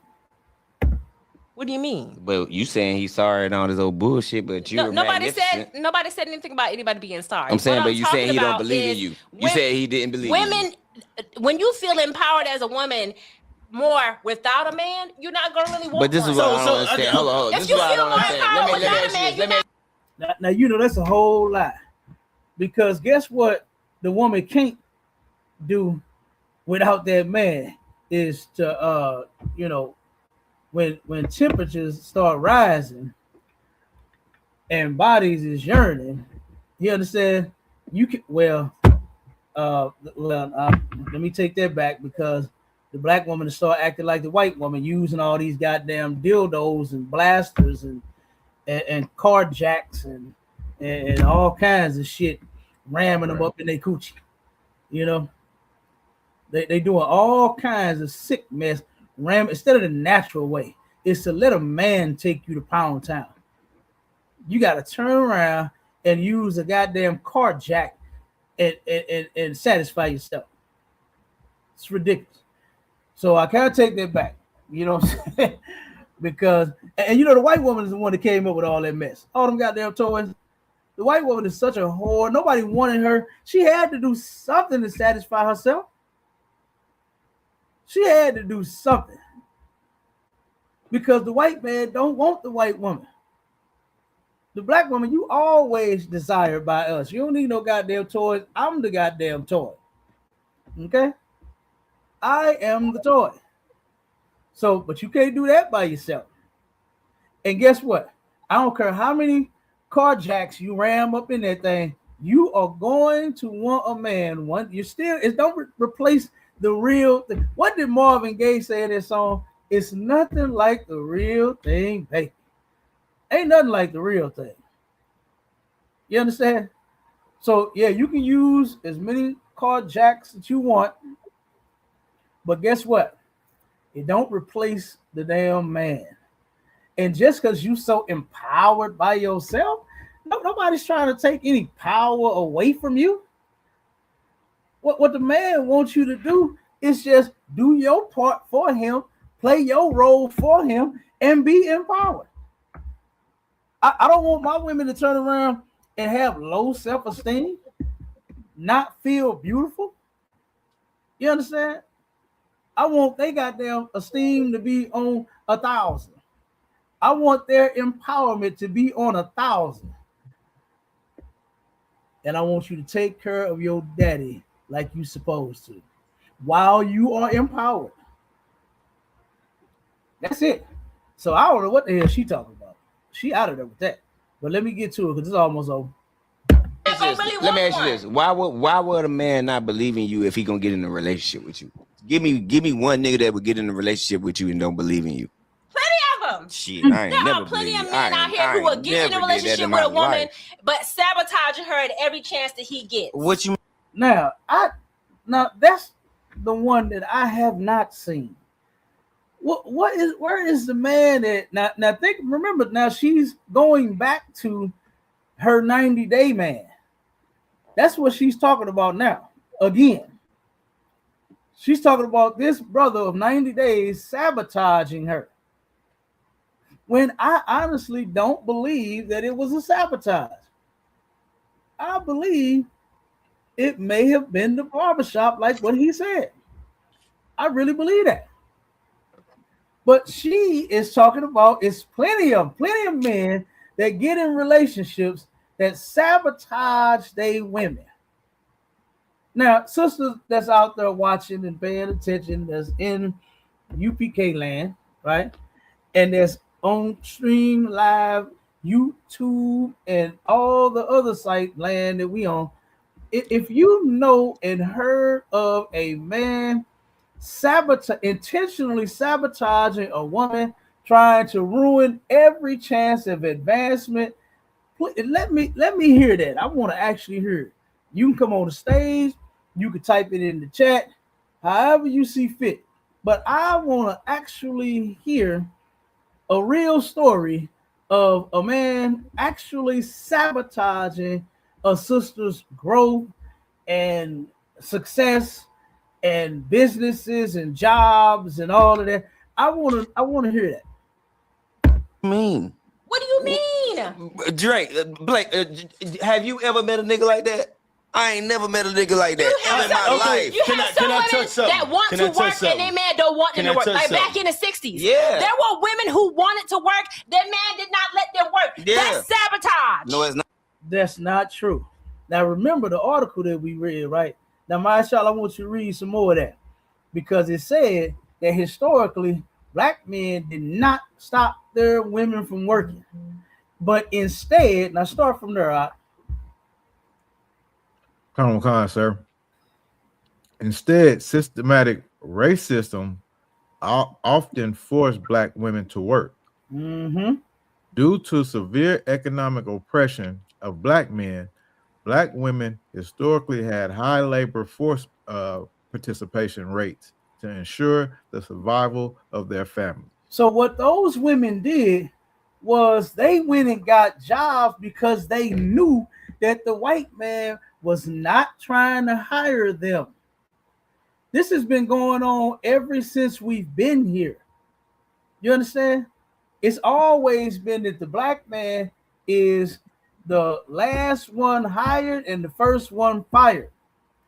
And they intentionally gave the woman the job because guess what? That's why they shifted the mindset. They started working on the sister's mind because at one point, them women knew that guess what? Hey, they won't give my man a job, so we got to take care of ourselves and these churn that we got. So they said, you know what? We're going to go get a job. They didn't lead a man because of it. You understand? They didn't say, you know what? Nigga, you ain't no good. You ain't a high value man because you can't get a job. They knew that the system was the reason behind it. Guess how many black women just got fired? Was it last year or this year by Donald Trump?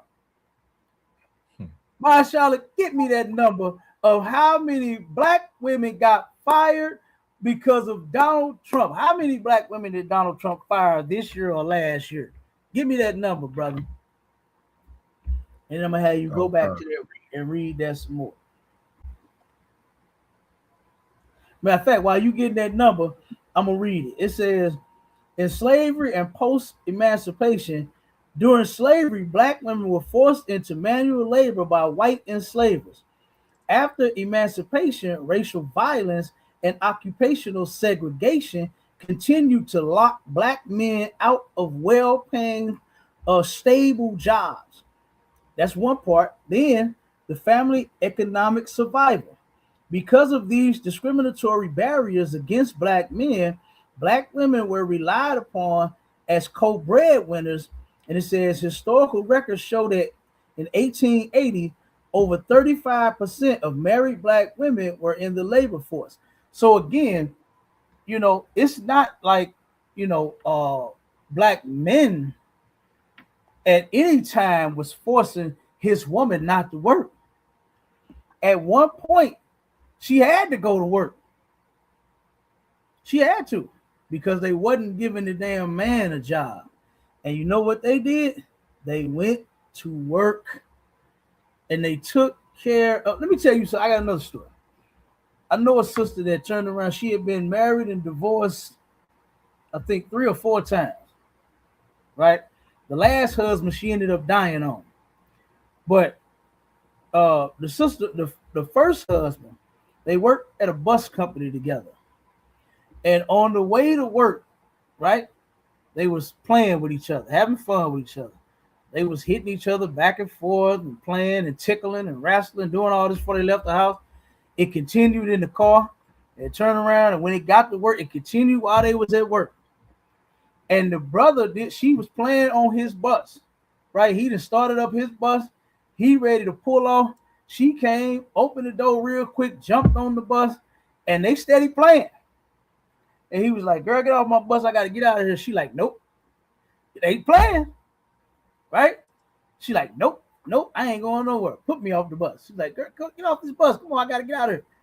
So the brother got up out the seat, turned her around, and scooped her butt with his foot, like as if he was like kicking her in her butt. He didn't totally kick her. And these were her words. He just like scooped her with just kind of like playing. This is what she said. Playing, but scooped her in the butt with her foot to get her off the bus and pushed her off the bus. Not hard, not being mean, but playing. She said she turned around, looked at him, and told him, oh, it's over. And immediately divorced that dude. She didn't want him no goddamn way. Because if you are both playing, and that's the way he decided to play, then just say, okay, babe, playtime over. Now you didn't put your foot on me. Now I ain't with that. Right. She divorced the man. I forgot why she divorced the other one and the other one. But when she was with this one, the brother, I knew him. Me and him worked on some jobs together. And this brother, cool brother, man. This brother here, he, of course, being in construction, right? I was in the painters union and he was in the carpenters union. And guess what? Remember I said black men get laid off and get fired from these jobs. And that's nothing new. But when the wintertime would hit, he would always get laid off. And one time I asked them, they was talking about it so bad, I asked her, I said, why won't you get a job to help out your house while the brother is laid off? She said with an attitude, she said he was going to take care of me. So that's what he gonna do. Now, mind you, they would lose their houses, all their apartments and shit. They would lose them. The cars, they would lose them. Every single, they would lose all their shit because it would take them a long time to get back to work. Not the brother fault. You understand? It's just part of the trade. That's how it go. Yeah. And this brother turned around, his sister said, oh no. He said he was going to take care of me, so that's what he going to do. I said, God damn. You know, and even her family wondered the same thing. They was all talking about her, saying, I wonder why she just won't get a job and help them out. Help the poor man. That's what one of the old ladies said, her stepmother, I think it was. She said, help the poor man out. That's what she said.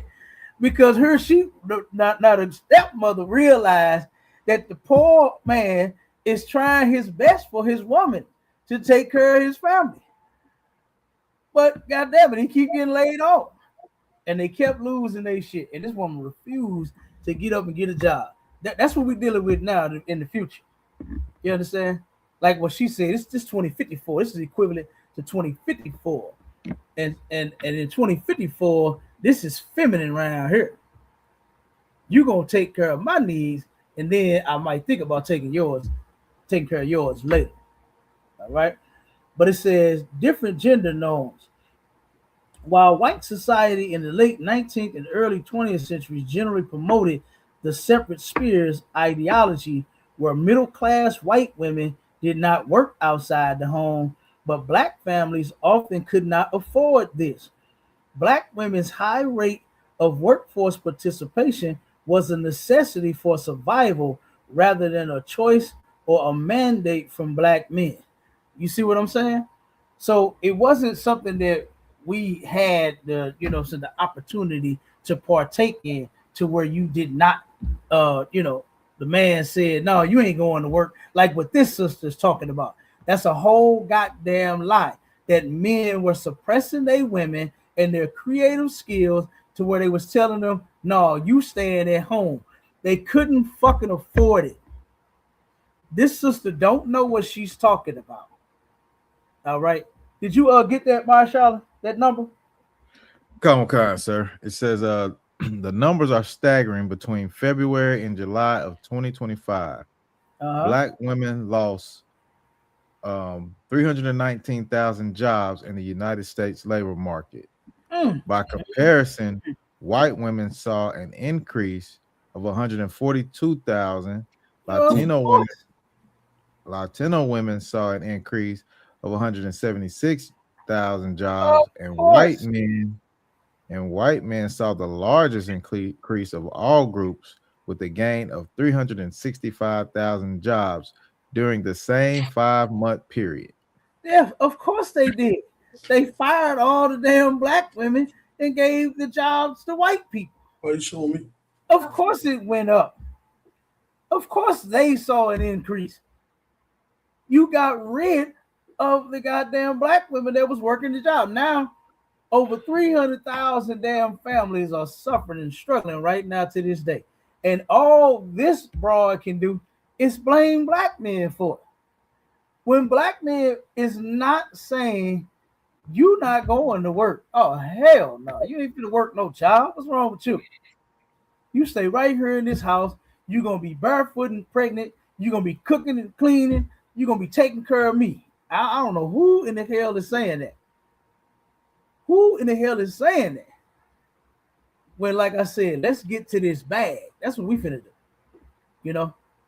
And as high as things are, I don't even see how the sisters even coming up with this shit about how you don't need no man. You damn near need 3 and 4 incomes in a house now.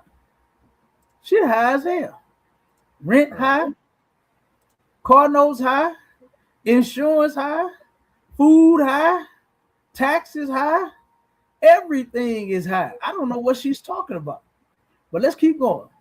Nah. Yes, the fuck it Hell is. no. It's making sure he makes sure that another nigga ain't about to get his goddamn woman. He ain't that's goddamn. sabotage. Fuck You that. letting He real. insecurities. Nah, that nigga real. Insecurities sabotage your woman for being the best version of herself that she could be. That's the shit that I'm talking about. You just want. Now, see, the brother, where he fucked up is he don't have the answer to this sister. He's saying, yeah, I don't want no other man getting to my woman. Man, listen, I know mine ain't out here entertaining no other man. I know mine ain't doing it. You understand? So guess what? I don't have that problem. Mine can go wherever they listen. One of my ribs, she went on an executive trip somewhere, something like that. Right to where the fuck was it at? I think it was California, some damn where the company took everybody on a goddamn trip. And not one day was I sitting looking at my phone, calling her, blowing her up. Man, I hope this bitch ain't talking to no motherfucking nigga, no motherfucking man getting at her. Fuck all that. I ain't finna. I was cool. You understand? She would call me. She'd be, I got a break. What's up? What you doing? We over here. We at this whatever luncheon, whatever, doing whatever the hell they do at a company goddamn trip. Whatever the hell they was doing. So, but this brother didn't have the answer. You understand? So that would be considered, and it gave her the ammo to say, see, that's this shit I'm talking about, sabotage. I don't have to worry about that because I'm not married to no hoes. So I ain't worried about mine going to work nowhere. You understand? Now, if you do have a problem, then call me. You understand? And I've made some calls before. You understand? I done made some calls before. I done turned around and had to make a trip before. One of my ribs called me one time. She at the store with the kids. She panicking. She like, hey, this dude following me around the store. She's like, hey, I'm like, hey, calm down. It's all right. She just don't know I done whipped the U so goddamn quick. You understand? And I'm on the way to the store. So I'm calming her down, like, just calm down. But this dude, he been in every aisle. He stayed talking about how beautiful I am, how my eyes pretty, how good I look, how lucky of a man you are. How did I'm like, babe, calm down.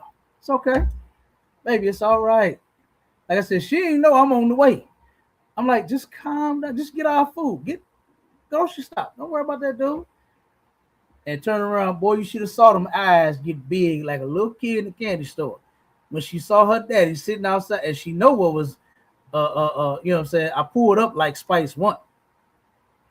She know I pulled up like Spice One because that's different. You understand? Now, if a man try to holler at you and you say, listen, man, I'm married. I got a man. No, thank you. And he leave you alone. Ain't nothing wrong with that. But if he's consistently aisle to aisle to aisle, now that's harassment. You understand? And I don't play that shit. So I showed up outside the store. I was right there. I was waiting on him to follow her out the store. She tried to run to the truck. No, go to the car. You understand? Go to the car. Come on, let's go. You know. But needless to say, whoever it was, he must have seen it because he did not come out that goddamn door. He did not come out of that door. So, like I said, but that's something different. That's harassment. But me myself, I don't have any worries. I'm not sitting back pressed like, oh shit, man. I hope she ain't cheating on me. I hope ain't no man trying to holler at her. Oh my God, I ain't doing that. I don't want a woman that I have to police. I gotta police you and make sure you're doing the right thing. I want to pick the one that's going to do the right thing. That's what I want. You understand? Let me keep going.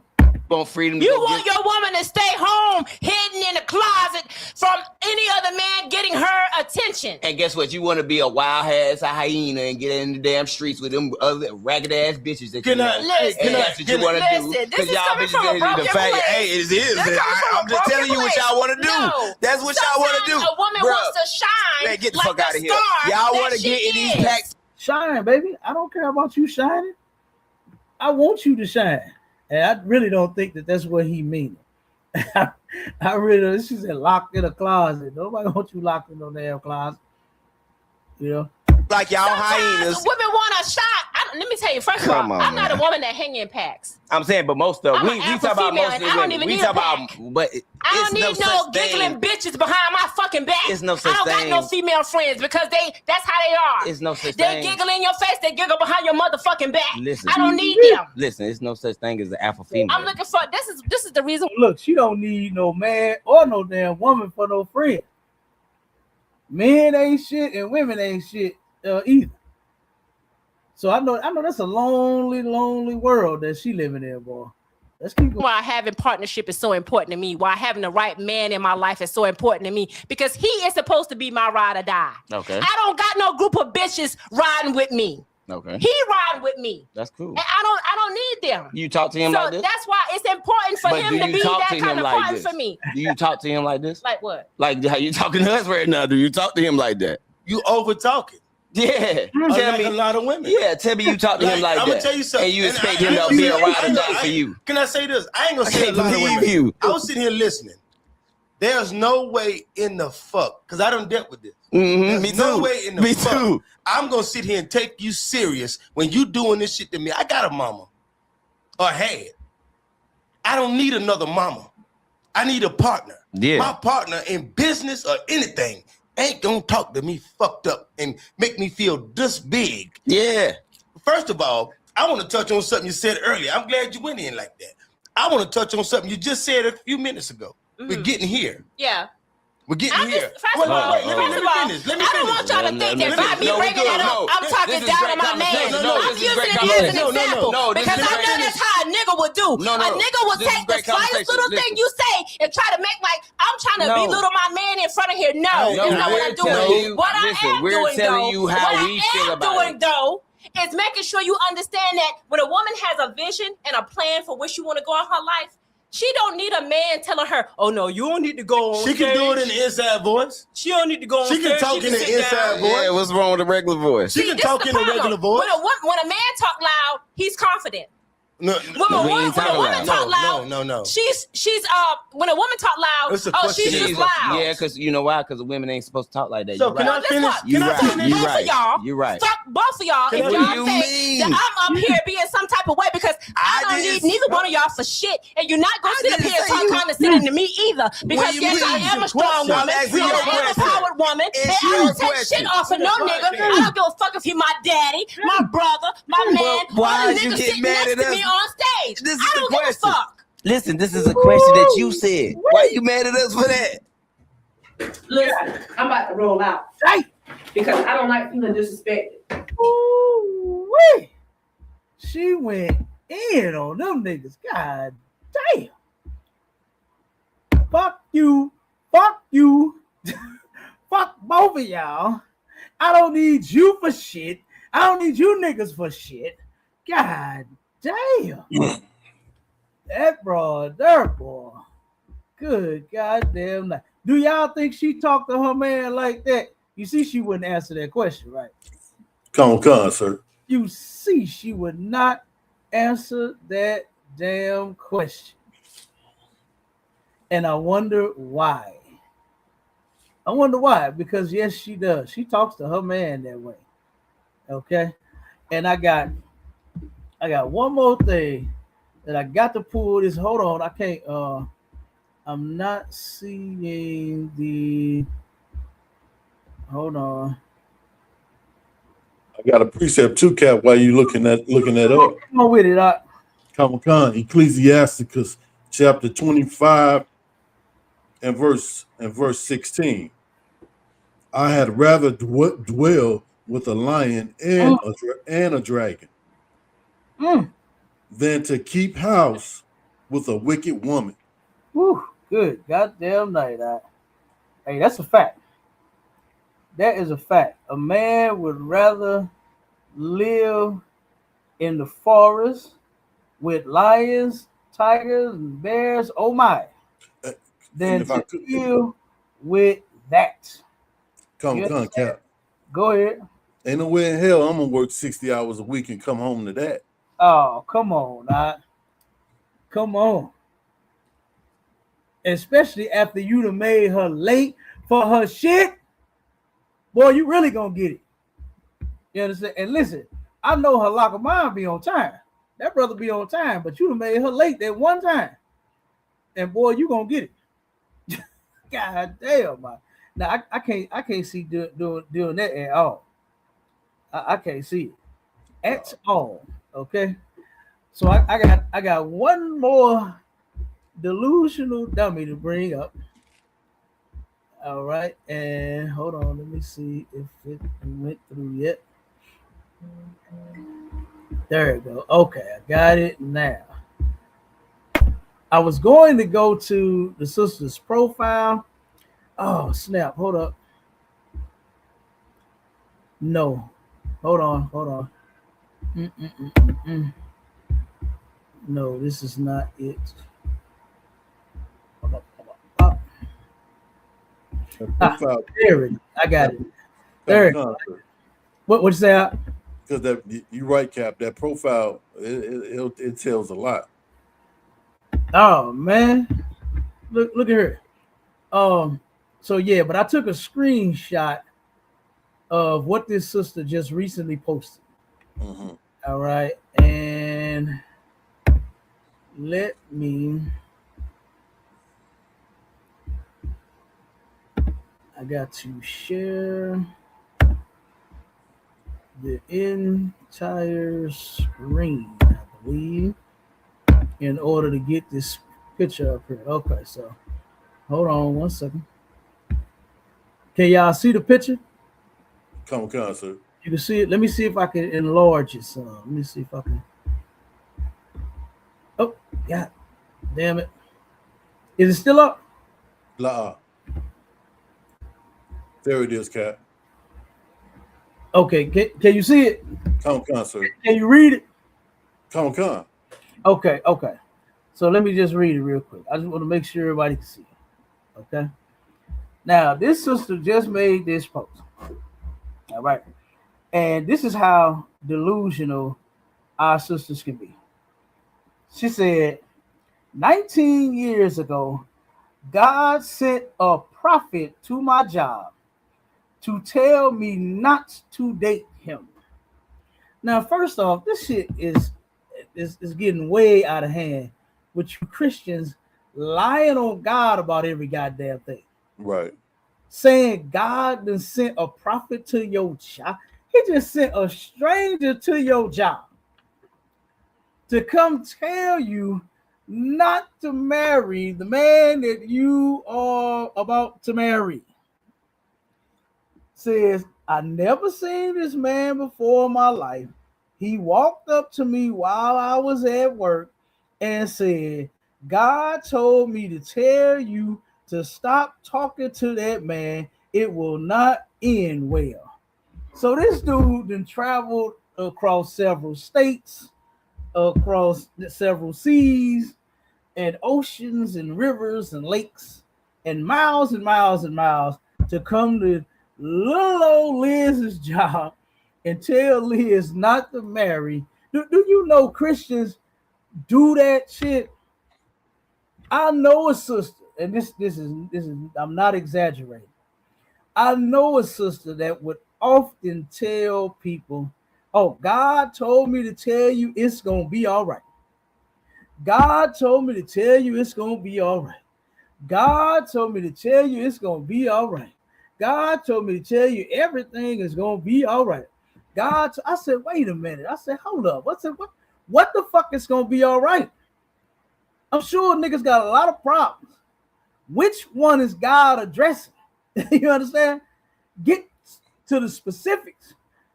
Tell them what God is actually saying, because I know God ain't telling you to tell everybody that everything is going to be all right. God ain't told you that shit. I don't believe it. And all the time, these people are doing, Christians are doing that shit to these folks. They just going around lying, saying shit that God never said. God ain't told no man. First off, it's your job. Can't nobody just walk up on your fucking job. Just come out of nowhere. I give a fuck because he no prophet. Nigga, this is Procter & Gamble. What are you doing here? Do you have business to conduct here? Do you need what's the problem? You can't just come in there talking about, oh, I need to talk to Liz. I'm a prophet of God. I have a prophecy for her. God told me to tell her. Is she on her break? You understand? You can't do that. She's full of shit. She's lying. Christians do this all the time. They lie about shit all the goddamn time. But check it out. She says, this man of God told me the prophecy in front of my coworker. It said, and he prayed for me in the middle of the aisle. Right? So obviously he just came to Walmart where you was working at and just picked you, the fucking dummy, out of all of the people in the damn store and said, you know what, God told me to tell you not to marry the man that you with. Okay? It's all kinds of other shit that God could be addressing in people's lives, right? Like keeping his laws, statutes, and commandments. Why he ain't sent a prophet to tell her that? Why the prophet ain't tell her, hey, if you do marry the man, you better stay with him for the rest of your life? That's what you better do, because it says this. It says, but I disobeyed God and did it anyway. And now, 18 years later, I'm getting a divorce. Do you know something? God is not happy with your divorce. If God did send a prophet, which was a lie, to tell you not to marry this man, which was a lie, then guess what? You should have listened. Why did you disobey God, Christian? Do you not know that these women all tell the same stories of some prophet of God, some message God gave them, some kind of sign God showed them not to do it, and they did it anyway? Do you know how many women say that they don't listen to God, but God is the head of their life? Yeah. You lying ass bitch, you. God is not the head of your life. You don't obey God. You always disobey him. Right. In more ways than this one. And you filed for the divorce. You chose to get rid of this man. Not something that didn't end well. You ended it. That's right. Of course it didn't end well. You did it. You ended your marriage of 18 years. And this is a goddamn shame that you done been with this guy that long. That's and you couldn't come up with one reason to stay. Right. After 18 goddamn years, you couldn't have said, you know what? Let me think about this before I do this. Because that's a long damn time to be with somebody. Let me see if I can come up with a reason to stay with this damn man. And she couldn't do it. Why? Because she thought back to that prophet of God. Halak, you hear me? She thought back to the prophet of God that showed up at Walmart and said in the aisle, said, you know what? God sent me here to tell you that man that you're with is not your man. Yeah. That is not your man. And now she believes the fucking false prophet. You know, that's a shame. But let's get this one scripture out.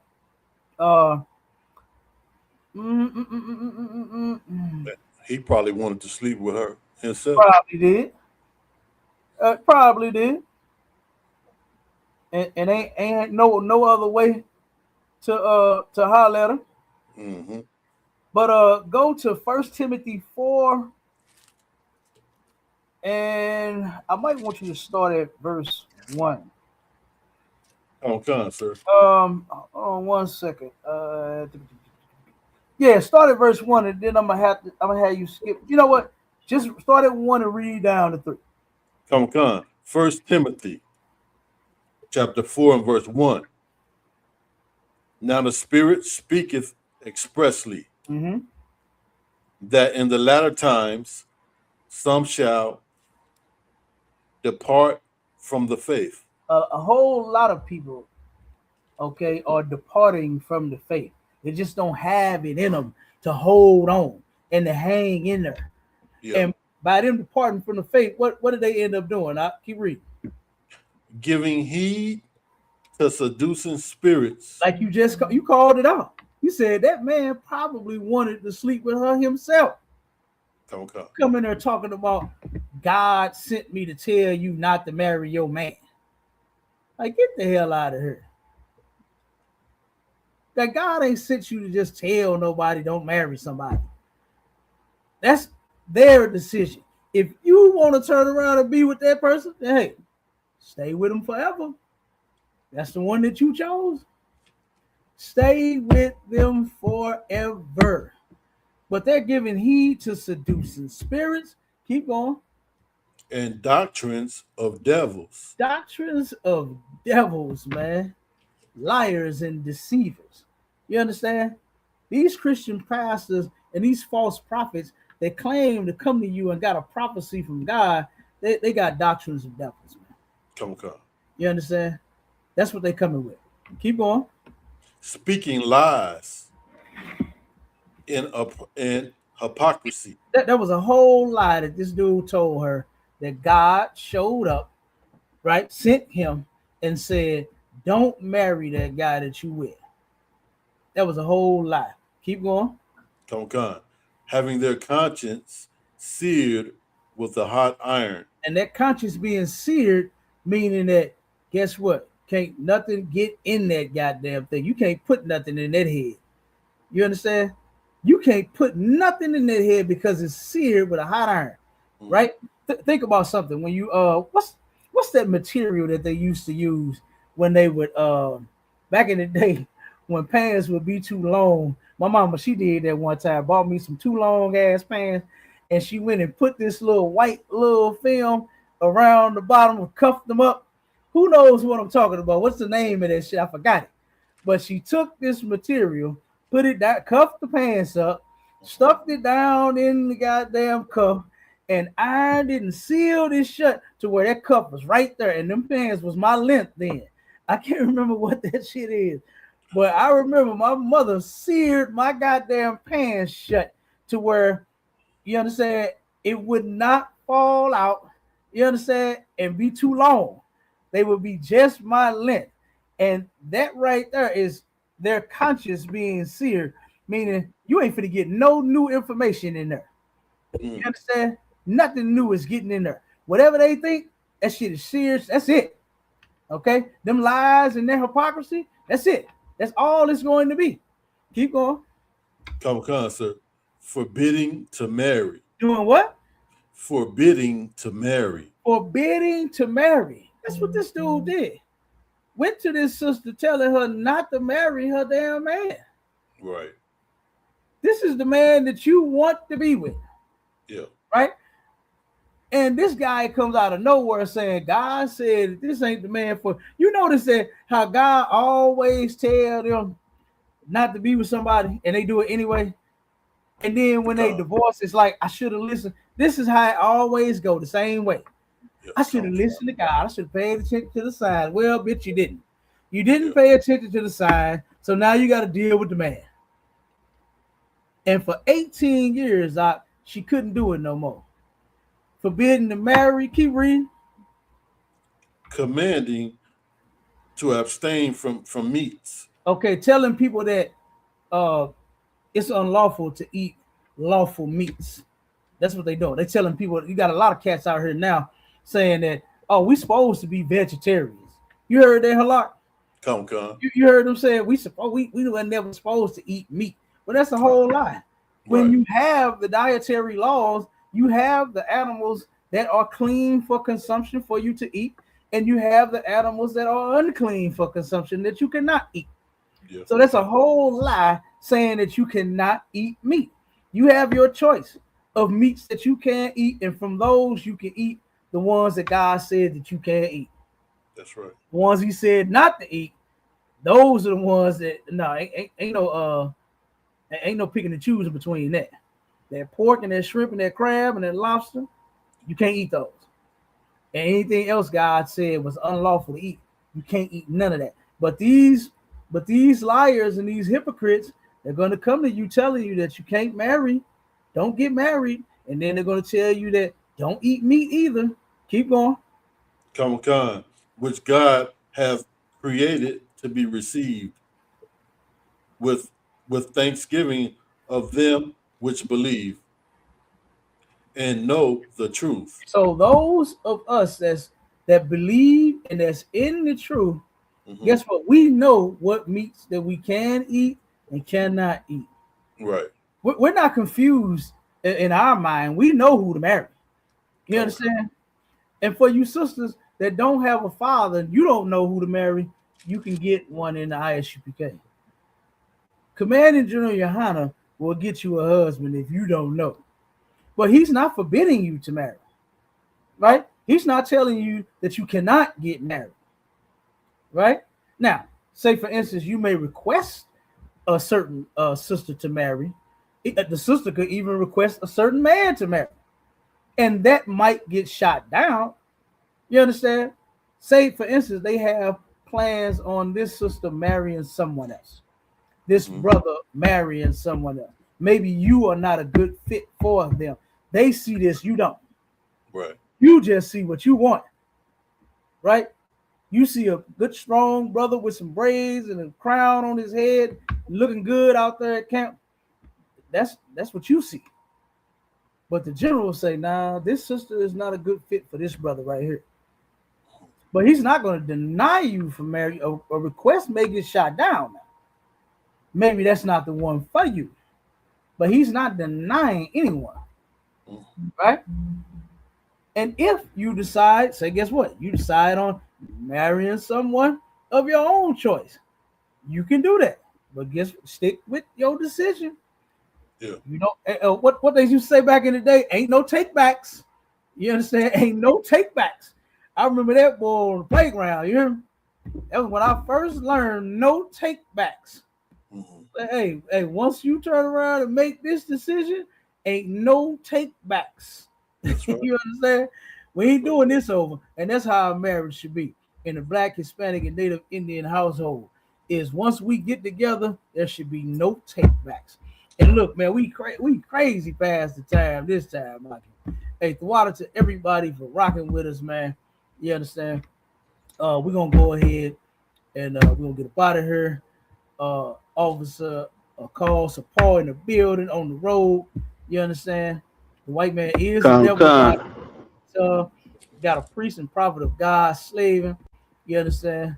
Officer Halaka Man in the building. You understand? Holding it down with us. Always got them precepts. You understand? I know he has more loaded. You understand? The brother stay locked and loaded with crazy precepts. You understand? About whatever topic. You understand? So as y'all see, Commander General Yohana raised his soldiers. So if anybody out there wants to be in the truth, for the brothers getting all black, sisters wear them dresses to classes and cover them heads. You understand? And let's get it. All right. So and pay your tithes so that Commander General Yohana can do the work all over this earth. All right. And with that, we go on, Israel. Shalom. Shalom.